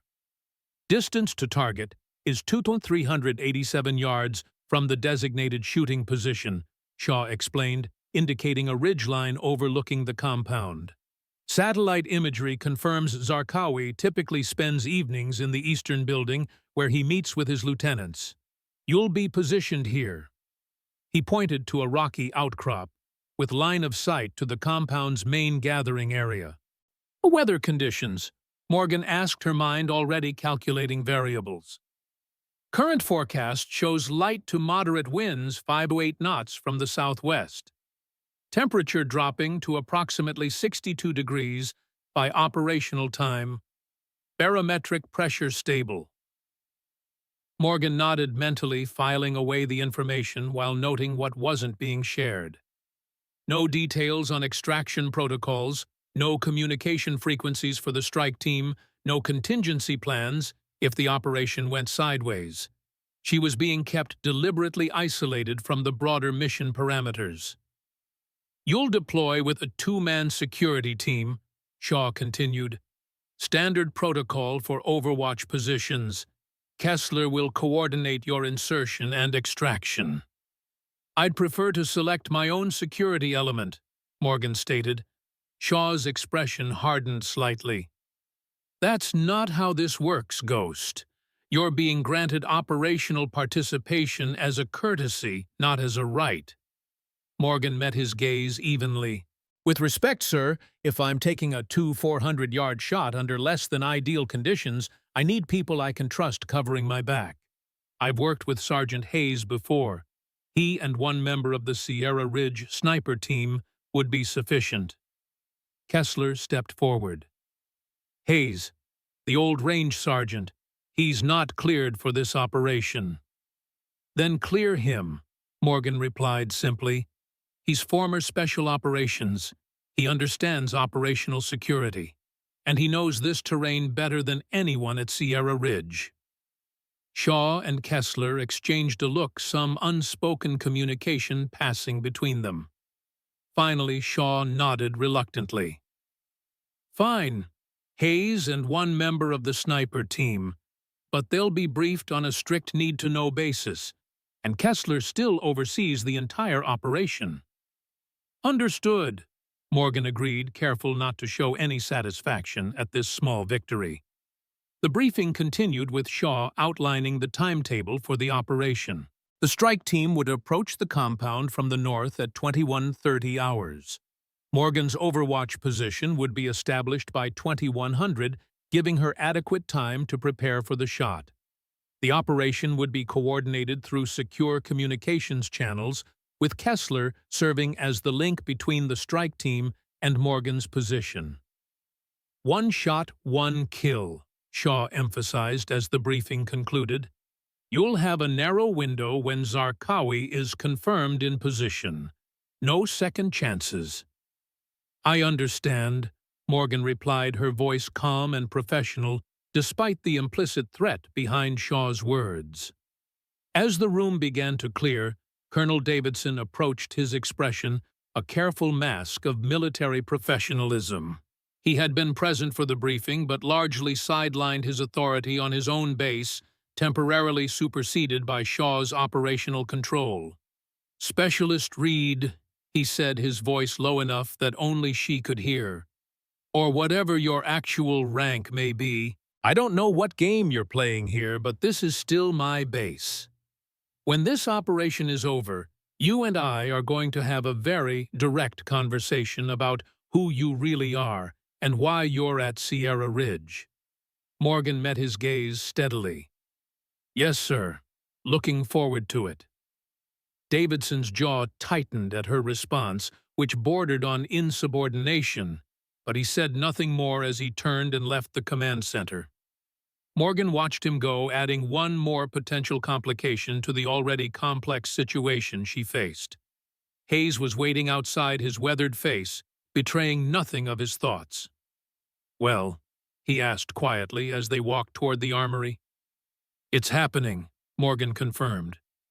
You and one member of the sniper team are cleared to accompany me as security for the overwatch position. I want Reynolds. Hayes raised an eyebrow. Not Fisher. He's Reynolds' spotter. They work as a team. Morgan shook her head. Reynolds has better tactical awareness, and I don't want to push for too many additional personnel. Shaw was reluctant enough to allow you. Makes sense, Hayes acknowledged. Reynolds is already on board with our training exercise. I briefed him earlier while you were in with Shaw. And he agreed? Just like that. Hayes offered a thin smile. Let's just say your performance today made quite an impression. He's curious about who you really are. Sees this as an opportunity to find out. As long as he follows orders and maintains operational security, Morgan said, her voice taking on a harder edge than usual. He will, Hayes assured her. He's arrogant, but he's professional. They reached the armory where Morgan's rifle case waited alongside the specialized equipment she had requested for the mission. The Guardian would need precise calibration for tonight's shot adjustments that went beyond the standard preparations for even long-distance engagements. "There's something else you should know," Hayes said as they entered the armory. "While you were in the briefing, I did some digging, called in a few old favors from contacts still in the intelligence community." Morgan looked up sharply. "About Cobra Dawn." Hayes nodded, his expression grave. Operation Cobra Dawn wasn't just compromised, Morgan. It was sacrificed. "What do you mean?" "The intelligence that led your team to that compound in Pakistan was manufactured. There was no high-value target there, at least not initially. It was a setup from the beginning." Morgan's hands stilled on her rifle case. "Why, who would authorize something like that?" "That's where it gets complicated," Hayes replied. "The operation was officially authorized through standard channels, but with unusual compartmentalization. Only 3 people had access to the complete operational details: the Ghost Protocol Director, the Field Commander, and the CIA liaison." "Shaw," Morgan said, the pieces beginning to fall into place. "Shaw," Hayes confirmed. "And there's more. After the operation failed, a significant intelligence windfall suddenly appeared in CIA databases, details about Zarqawi's network that had previously been elusive, almost as if someone had traded your team for that information." Morgan's expression hardened, a cold fury settling behind her eyes. "Shaw sacrificed my team to get to Zarqawi. But how does Kessler fit in? He was our extraction." "That I don't know," Hayes admitted, "but the timing of his delayed arrival is suspicious. 4 hours is a long time when a team is compromised and calling for emergency extraction." Morgan absorbed this information, the implications crystallizing into a clear and terrible picture. Her team hadn't died because of a random intelligence failure or bad luck. They had been deliberately sent into a trap, their lives exchanged for information that would lead to a bigger target. It was the cold calculus of covert operations at its most ruthless. "Tonight's mission," she said slowly, "it's not just about eliminating Zarqawi. Shaw is cleaning up loose ends." "And you're the last loose end from Cobra Dawn," Hayes concluded. "The only survivor who might eventually piece together what really happened." Morgan nodded, a grim determination settling over her. "Which means tonight's operation is my last chance to get the truth. And maybe, just maybe, some justice." Hayes placed a hand on her shoulder, a gesture of solidarity from a man who rarely displayed emotion. "Whatever you need, I'm with you. All the way." Morgan met his gaze, seeing in his eyes the same unflinching resolve she felt. "Thank you, Sergeant. We're going to need every advantage we can get." Outside the armory window, the sun slipped behind the mountains, plunging the landscape into deepening shadows. Night was coming to Sierra Ridge, bringing with it a reckoning 14 months in the making. At precisely 1900 hours, Morgan met Reynolds at the motor pool.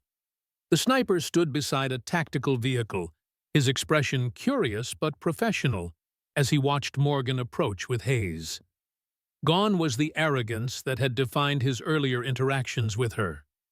Today's demonstration had forced a reassessment, and Reynolds was nothing if not adaptable. "Specialist," he greeted her with a nod. "Or should I call you something else now?" "Reed is fine," Morgan replied evenly. "Thank you for agreeing to participate in this operation." Reynolds checked his weapon, an M4 carbine, rather than his usual sniper rifle. Hayes said it was a high-priority Overwatch mission. Didn't give many details beyond that. "That's all you need to know for now," Morgan said, loading her rifle case and equipment into the vehicle. "We're providing security and observation for a classified operation. The details are compartmentalized for operational security." Reynolds accepted this with a professional nod. Whatever his personal curiosity, he understood the protocols of classified missions. Hayes mentioned extreme distance work. That shot today at 1,500 yards was impressive. but he implied tonight might involve something even more challenging. If it becomes necessary, Morgan acknowledged. For now, focus on the security element. The area we're moving to isn't secured, and there may be hostile forces in the vicinity. The three of them climbed into the tactical vehicle with Hayes taking the wheel. As they prepared to depart, another vehicle pulled up alongside them. Michael Kessler emerged, his scarred face impassive as he approached. "Change of plans," he announced. "I'll be accompanying the Overwatch team personally. Shaw's orders." Morgan's expression didn't change, but she exchanged a brief glance with Hayes. Kessler's presence would complicate things, potentially derailing any opportunity to gather evidence about Cobra Dawn. "Fine," she said after a moment. "You can ride with Reynolds in the second vehicle. Hayes and I will take point." Kessler smiled thinly. "Nice try, Ghost. I go where you go." Shaw was very clear about that. Before Morgan could respond, Hayes intervened. "We're running a tight timeline here. We need to reach the position with adequate setup time before the operation commences. 2 vehicles gives us redundancy if one breaks down." Kessler considered this, then nodded reluctantly. "All right, but I expect radio contact maintained throughout the approach. Any deviation from the planned route, and I abort the entire operation." "Understood," Morgan agreed, knowing she had no choice but to accept his terms for now. The convoy departed FOB Sierra Ridge at 19:15 hours, moving through the darkening landscape with headlights off, relying on night vision equipment to navigate the rough terrain. The route would take them east, then north, following valleys and ridge lines to avoid detection by either local villagers or potential hostiles.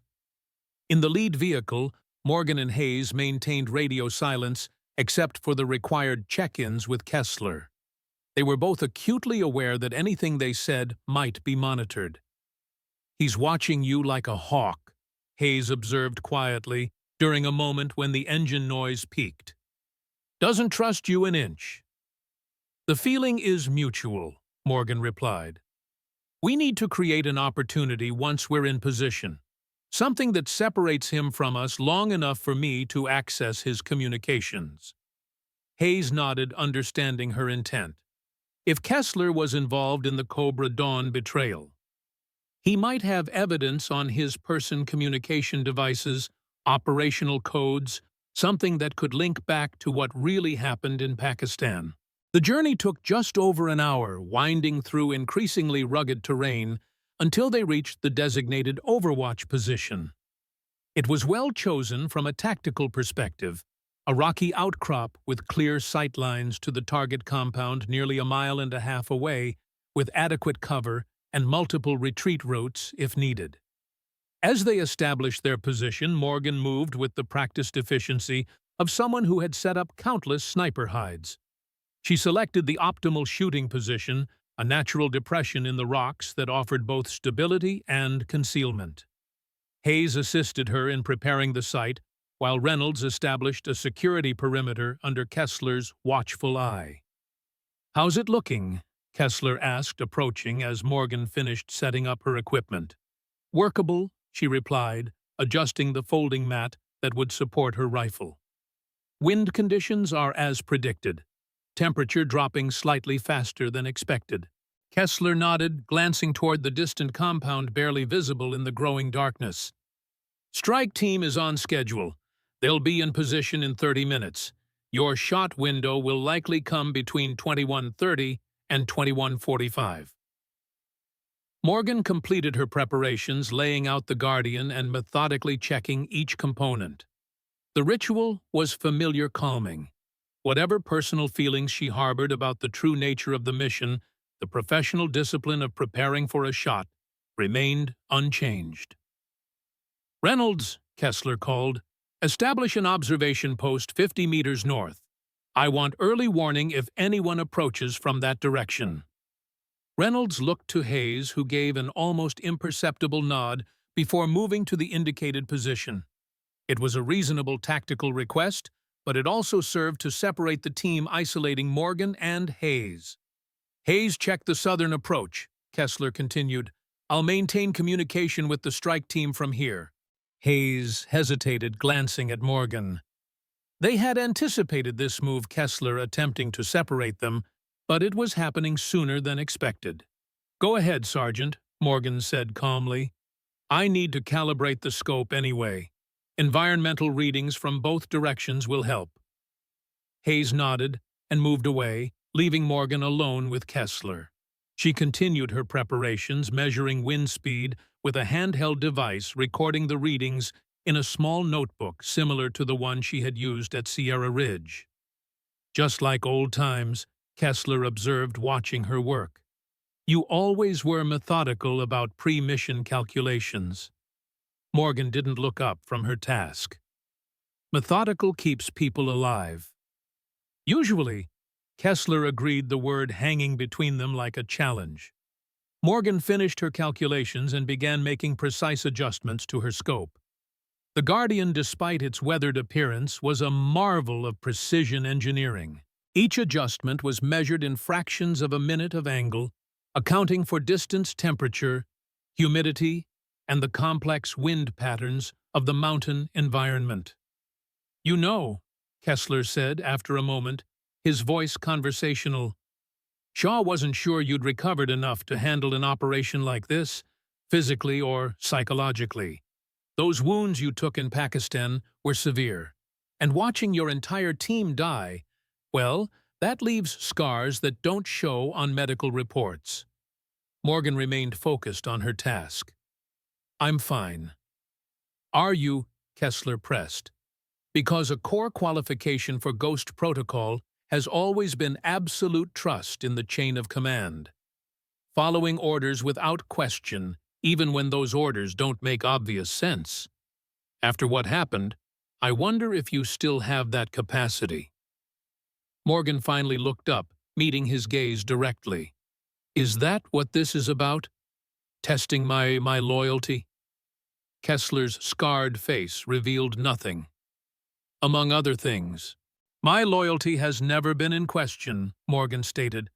I follow orders, I complete missions. What happened in Pakistan doesn't change that. Good to hear, Kessler said, though his tone suggested he remained unconvinced. He checked his watch. Strike team reports they're ahead of schedule. ETA to position in 20 minutes. Morgan nodded and returned to her preparations. The conversation had confirmed what she already suspected. This mission was as much about evaluating her as it was about eliminating Zarqawi. Shaw and Kessler needed to determine if she represented a threat to whatever secret they were protecting regarding Cobra Dawn. Hayes returned 10 minutes later, reporting all clear from the southern approach. The tension in the Overwatch position was palpable as the operations timeline advanced. Kessler maintained constant communication with the strike team, occasionally relaying updates to Morgan about their progress. At 2120 hours, Kessler received a transmission that caused him to frown. There's a complication, he announced. Zarqawi has moved to a different building than expected. He's in the western structure, not the eastern one. Morgan adjusted her position to observe the indicated building through her scope. That changes the shooting angle. I'll need to reposition. No time, Kessler said tersely. Strike team is already in final approach. They need that shot in less than 10 minutes to maintain operational security. Morgan assessed the new target location quickly. The western building was partially obscured by an outcropping of rock, making the shot even more challenging than originally planned. Moreover, the distance had increased to nearly 600 yards, beyond even her documented maximum effective range. I need to move 15 meters west for a clear line of sight, she insisted. The current position doesn't work for the new target. Kessler reluctantly agreed, and Morgan quickly relocated her shooting platform to the new position. Hayes assisted, helping her establish stability on the uneven ground. The new angle was far from ideal, with crosswinds now coming from multiple directions across the valley. It would require perfect execution to make the shot successfully. As Morgan settled into position, Kessler received another transmission. "Strike team is in position," he reported. "Target confirmed in the western building. You'll have visual in approximately 2 minutes when he moves to the main room." Morgan focused completely, now her breathing slowing, her awareness extending outward to encompass every environmental factor that would affect her shot. Through her scope, she could see the compound in remarkable detail, despite the distance and darkness. The Guardian's optics, custom modified for low-light conditions, provided a clear image of the target building. "Movement," Hayes said quietly from his observation position. "Main room, western wall." Morgan adjusted her aim slightly, waiting for confirmation that the figure was indeed Zarqawi. Through the scope, she could see a man moving inside the building, his features becoming clearer as he approached a window. "Target confirmed," Kessler announced. "That's Zarqawi. Take the shot when ready." Morgan's finger rested lightly on the trigger, her breathing controlled and measured. But something felt wrong. The man's movement pattern, his physical bearing, they didn't match the intelligence briefing on Zarqawi. This individual was taller, moved with a different gait. "That's not Zarqawi," she said quietly. "What?" Kessler's voice sharpened.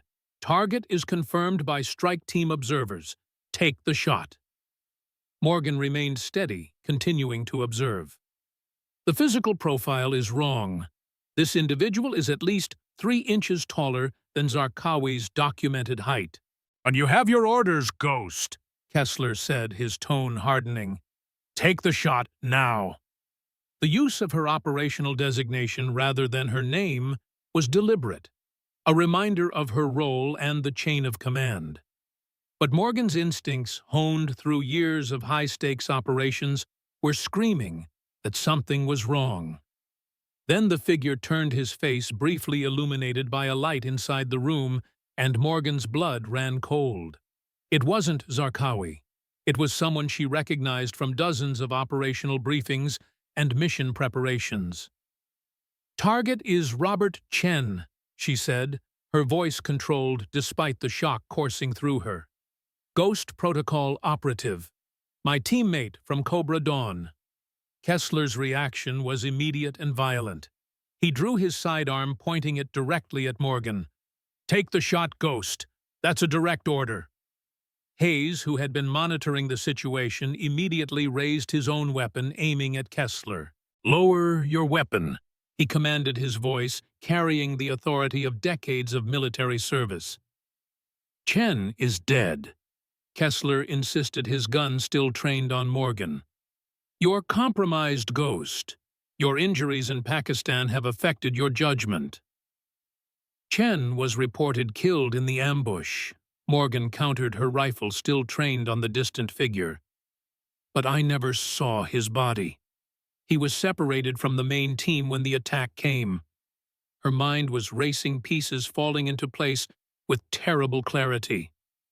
"He wasn't killed. He was extracted. By you." Kessler's scarred face twisted with fury. "Take the damn shot, or I'll put a bullet in you right now." "You were never late to the extraction," Morgan continued, the truth finally crystallizing. "You were right on time for Chen. The rest of us were expendable." The standoff was interrupted by Reynolds's voice over the radio. "Movement on the northern perimeter. Armed individuals approaching, at least 6 of them." And Kessler's momentary distraction was all Hayes needed. The veteran sergeant moved with surprising speed, for his age, driving his shoulder into Kessler and sending them both to the ground. The gun discharged the bullet, striking rock inches from Morgan's position. Morgan didn't hesitate. In one fluid motion, she swung the Guardian away from the distant compound and toward the approaching threats Reynolds had reported. Through her scope, she could see them clearly now, a tactical team moving with military precision toward their position. "Those aren't hostiles," she said grimly. "That's a Ghost Protocol elimination team. They're here for us." Hayes had subdued Kessler, disarming him and using zip ties to secure his hands. "We need to move. Now." Morgan nodded quickly, disassembling the Guardian and returning it to its case. "Reynolds," she called over the radio, "fall back to the vehicles immediately. We're compromised." "What the hell is going on?" Reynolds demanded, though she could hear him already moving as ordered. "No time to explain. Trust me, or die where you stand." They reached the vehicles just as the Ghost Protocol team began to open fire. Bullets impacted around them as Hayes shoved the still-bound Kessler into the lead vehicle and Morgan secured her rifle case. "I'll drive," Reynolds said, jumping into the second vehicle. "Follow me. I know an alternate route back to the base." The convoy lurched into motion, accelerating down the rough mountain track with the elimination team in pursuit. Morgan, in the lead vehicle with Hayes and their prisoner, checked her weapon and prepared for the inevitable confrontation. "They won't let us reach Sierra Ridge," she said, her voice calm despite the chaos. "Not with what we know now."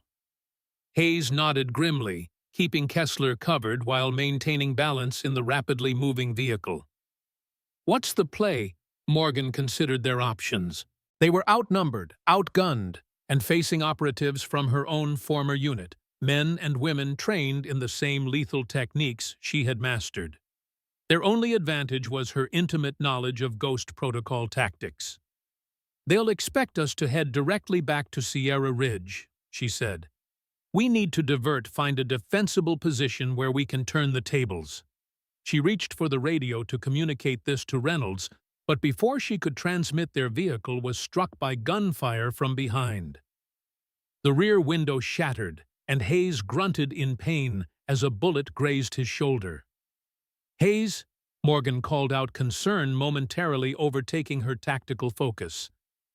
"I'm fine," the older man assured her, though blood was already soaking through his uniform. "Just a scratch." Morgan returned fire through the broken window, forcing their pursuers to swerve and lose ground temporarily. Ahead, Reynolds was executing a series of evasive maneuvers using the rough terrain to their advantage.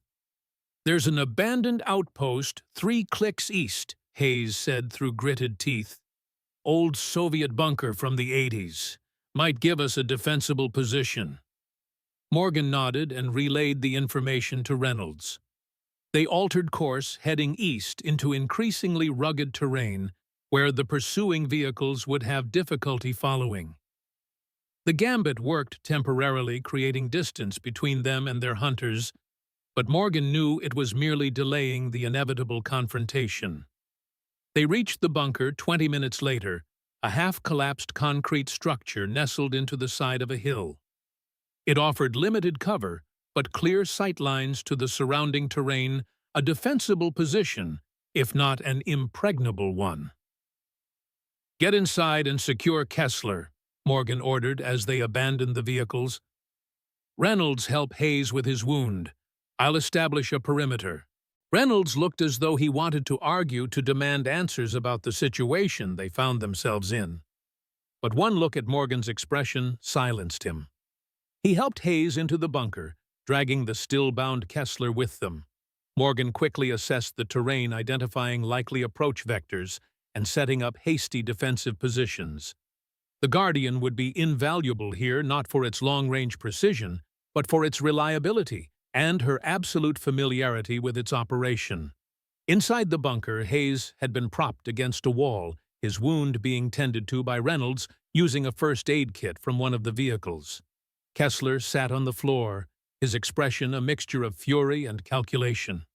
"You've signed your death warrant," he said as Morgan entered. "Ghost Protocol doesn't tolerate rogue operatives.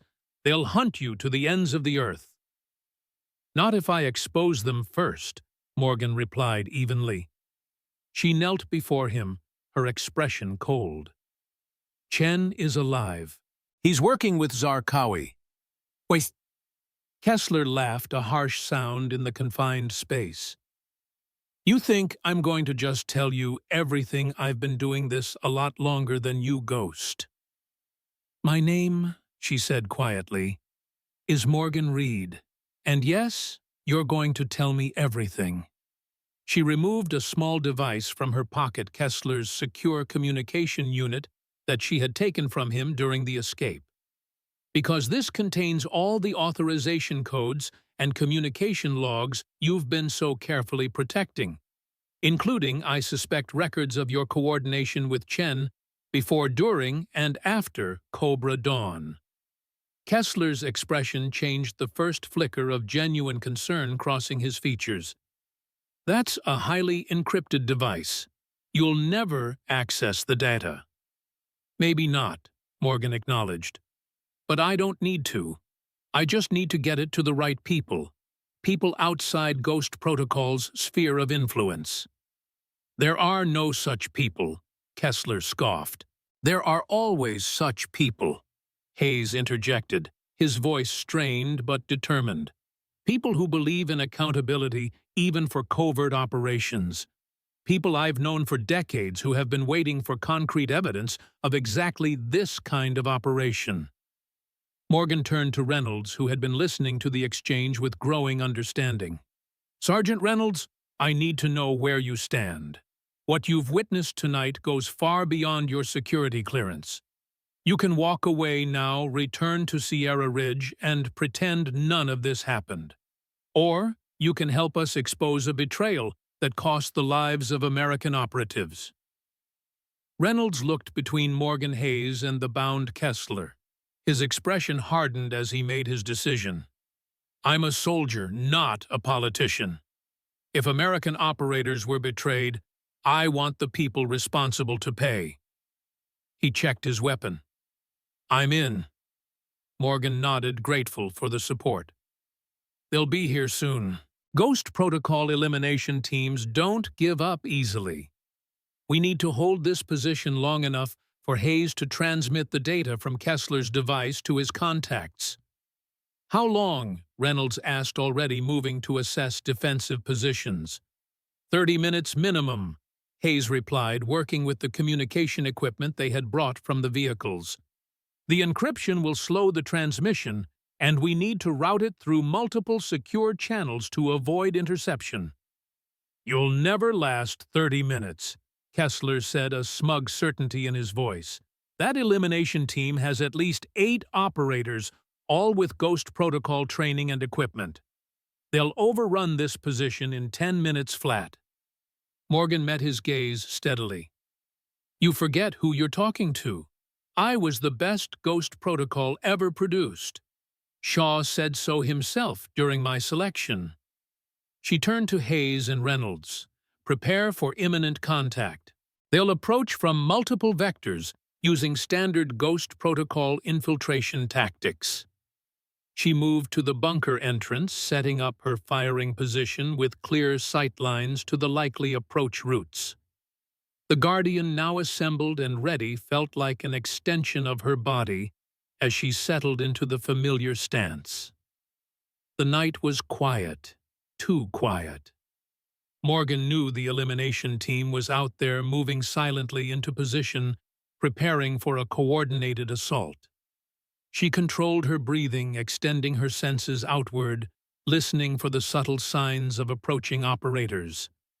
There, a faint displacement of gravel to the east. And there, the barely perceptible sound of fabric brushing against rock to the north. They were surrounding the bunker, preparing for a simultaneous breach from multiple directions. Reynolds, she called softly. Northern approach approximately 50 meters out. 2 operators moving in tandem. Reynolds adjusted his position, sighting down his rifle toward the indicated area. I don't see... Wait. Got them. Hey, Morgan continued. How's the transmission? Initializing, the veteran replied, his fingers moving quickly over the communication equipment despite his injury. First security layer bypassed. 25 minutes remaining. Morgan nodded, her focus never wavering from the approaches. They'll make their move soon. Initial flashbang or smoke to disorient, then immediate entry. Standard protocol for bunker clearance. As if on cue, the night erupted in chaos. Multiple flashbang grenades detonated around the bunker perimeter, the disorienting light and sound designed to stun defenders in the critical moments before an assault. But Morgan was ready. She had closed her eyes at the precise moment before detonation, preserving her night vision, and had positioned herself to minimize the acoustic impact of the explosions. As the elimination team rushed forward, she engaged with cold precision. The Guardian spoke once, twice, 3 times in rapid succession. 3 operators fell, taken by surprise by the accuracy and speed of Morgan's response. Reynolds, recovering quickly from the flashbangs, engaged the northern approach, forcing the attackers there to seek cover. "East side clear temporarily," Morgan reported. "They'll regroup and try again with better coordination." Reynolds' status: 2 tangos pinned down behind the rock formation north. Reynolds replied, his military training evident in his calm assessment. "No clear shot yet." Inside the bunker, Hayes continued his work on the data transmission, occasionally calling out progress updates while keeping an eye on their prisoner. Kessler watched the proceedings with growing concern, his earlier confidence eroding as Morgan and Reynolds successfully repelled the initial assault. "Transmission at 30%, Hayes announced. 18 minutes remaining." Morgan acknowledged this with a nod, never taking her eyes from her sector of fire. The elimination team would be reassessing now, realizing they faced a more formidable defense than anticipated. Their next approach would be more cautious, more calculated. "They'll try to flank us," she predicted, "possibly using the ridge to the west for elevated firing positions." She turned to Reynolds. "Can you maintain this position alone for 2 minutes? I need to neutralize that threat before they establish overwatch." Reynolds nodded grimly. "Go. I've got this covered." Morgan moved quickly, exiting the bunker through a partially collapsed section at the rear. She navigated the rocky terrain with silent efficiency, circling wide to approach the western ridge from an unexpected angle. Her knowledge of Ghost Protocol tactics gave her a crucial advantage. She knew exactly how they would set up their firing positions. Sure enough, 2 operators were making their way up the ridge, carrying what appeared to be a light machine gun that would provide devastating suppressive fire on the bunker. Morgan circled behind them, closing to within 20 meters before engaging. The first operator fell silently, a precisely placed shot, ensuring he never knew what hit him. The second managed to turn, raising his weapon, but Morgan was already moving, closing the distance with startling speed. A hand-to-hand confrontation ended in seconds, Morgan's training and experience overwhelming even a fellow Ghost Protocol operative. With the Western threat neutralized, Morgan collected their weapons and equipment before returning to the bunker. The entire operation had taken less than the 2 minutes she had estimated. "Ridge is clear," she reported as she rejoined Reynolds. "Damn," Reynolds muttered, clearly impressed. "You move like a ghost." A faint smile touched Morgan's lips. Hence the name. Inside, Hayes was still working on the transmission, sweat beading on his forehead despite the cool night air. 60% complete. Multiple encryption layers bypassed. 12 minutes remaining. Morgan nodded, then turned her attention back to the perimeter. The elimination team would be getting desperate now, having lost nearly half their personnel without achieving their objective. Desperation would make them more dangerous, more willing to take risks. "They'll try a direct assault next," she predicted. "Overwhelming force from multiple directions simultaneously. We need to be ready." Reynolds nodded, checking his ammunition and positioning himself for maximum coverage of their most vulnerable approaches. Morgan did the same, mentally calculating angles and fields of fire that would provide the best defensive capability with their limited resources. The attack came 3 minutes later, exactly as Morgan had predicted. The remaining operators rushed the bunker from 3 directions simultaneously, using covering fire to suppress Morgan and Reynolds while they closed the distance. What followed was a chaotic exchange of gunfire, the bunker's concrete walls providing vital protection as bullets impacted all around them. Morgan engaged with mechanical precision, each shot finding its mark despite the chaos. Reynolds proved his worth, as well his training as a military sniper evident in his disciplined fire and tactical awareness. But the elimination team had numbers on their side, and they pressed the advantage relentlessly. One operator managed to reach the bunker entrance, tossing in a grenade before Morgan could react. She kicked it back out just in time, the explosion sending dust and debris showering over their position. "Hayes," Morgan called out. "Status? 85%, Hayes replied, never looking up from his task. 7 minutes remaining. They needed to buy that time, but the situation was deteriorating rapidly. Reynolds took a hit to his left arm, the bullet tearing through muscle but missing bone and major blood vessels. He continued fighting, switching his rifle to his uninjured right arm with barely a pause. Morgan realized they needed to change tactics. Defense alone would not hold for the required 7 minutes, not against the remaining operators who were now coordinating more effectively. "Reynolds, can you maintain covering fire for 30 seconds?" she asked, already formulating a plan. The sergeant nodded grimly, ignoring the blood seeping through his sleeve. "Go!" Morgan moved quickly, exiting the bunker in a low crouch and using the ongoing firefight as cover for her movement.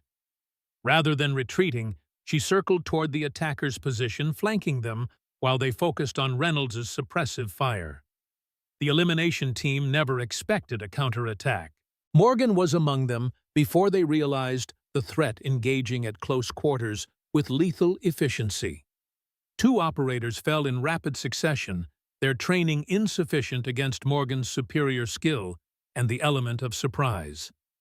The final operator, recognizing the threat too late, attempted to bring his weapon to bear on Morgan.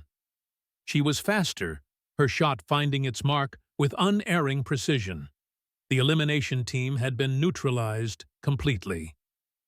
Morgan quickly secured the perimeter, ensuring no additional threats remained before returning to the bunker. Reynolds had slumped against the wall, applying pressure to his wounded arm, but still maintaining his vigilance. "Clear," Morgan reported as she entered. "Elimination team is down." Hayes looked up from his equipment, a mixture of relief and triumph on his weathered face. "And just in time. Transmission complete. Data secured and received by my contact." Kessler, who had remained silent throughout the firefight, now looked genuinely afraid for the first time. "You have no idea what you've done," he said, his voice hoarse. "The ripple effects of this will be catastrophic." "The only catastrophe," Morgan replied evenly, "was the betrayal of loyal operatives for political gain. Chen wasn't turned by Zarqawi. He was planted there by Shaw, wasn't he? A deep-cover operative posing as a traitor to gain access to Zarqawi's network." Kessler's silence was confirmation enough. "And my team was sacrificed to sell his cover," Morgan continued. 4 good operators killed to make Chen's defection look genuine. All authorized by Shaw, with you as the facilitator. "It was necessary," Kessler finally said, his voice barely audible. "Chen's infiltration has saved hundreds, maybe thousands of lives by disrupting Zarqawi's network from within. 4 lives for thousands. The math was clear." "Math?" Morgan's voice hardened. They were people, operators who trusted the system, who believed they were serving their country. They deserved better than to be sacrificed as props in Shaw's elaborate theater. Hayes finished packing his equipment, his movements stiff from his wound, but his expression satisfied. "My contact confirms receipt of all data. It's being routed to the appropriate oversight committees as we speak. Shaw's operation is burned." Morgan nodded, a weight lifting from her shoulders. The truth would come out now. Her team would have justice, even if it came too late for them to know it. "What happens now?" Reynolds asked, looking between Morgan and Hayes. "Now," Morgan said, "we return to Sierra Ridge with evidence." She gestured to Kessler. "The colonel will have the answers he wanted, though I suspect they're not the ones he expected." Dawn was breaking as they loaded into the remaining vehicle, Kessler secured in the back, with Hayes keeping watch over him despite his injury. Reynolds drove his wounded arm, bandaged but functional. Morgan sat in the passenger seat, the Guardian's case secure between her feet, her expression calm but resolute. Justice had been a long time coming, but it had arrived at last. The ghosts of Cobra Dawn could finally rest their sacrifice, acknowledged, their betrayal exposed. As for Morgan Reed, her path forward was uncertain, but clear of the shadows that had haunted her for 14 months. The Guardian had served its purpose once more, not just as a weapon, but as an instrument of truth. Its weathered appearance, once mocked and dismissed, had proven to be exactly what Morgan had always known it to be, a masterpiece disguised as junk, its true value apparent only to those who looked beyond the surface. Much like its owner. But there. 1 year later, forward operating base Sierra Ridge had changed significantly.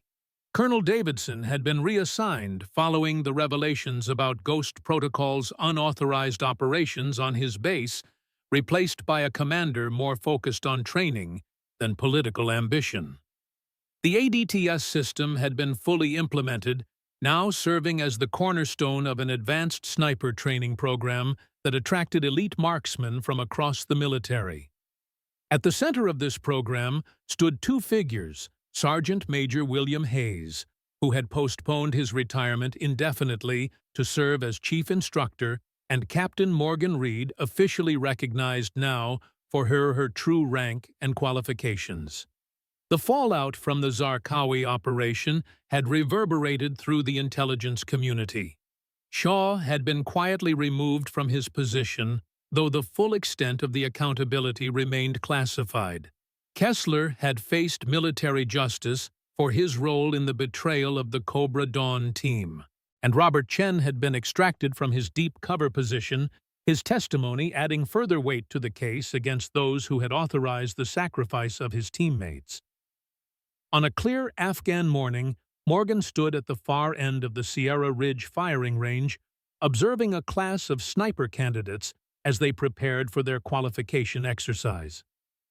The Guardian rested in a glass display case in the training center, now retired from active service, but preserved as a teaching tool and reminder of the lessons hard-learned during that fateful night.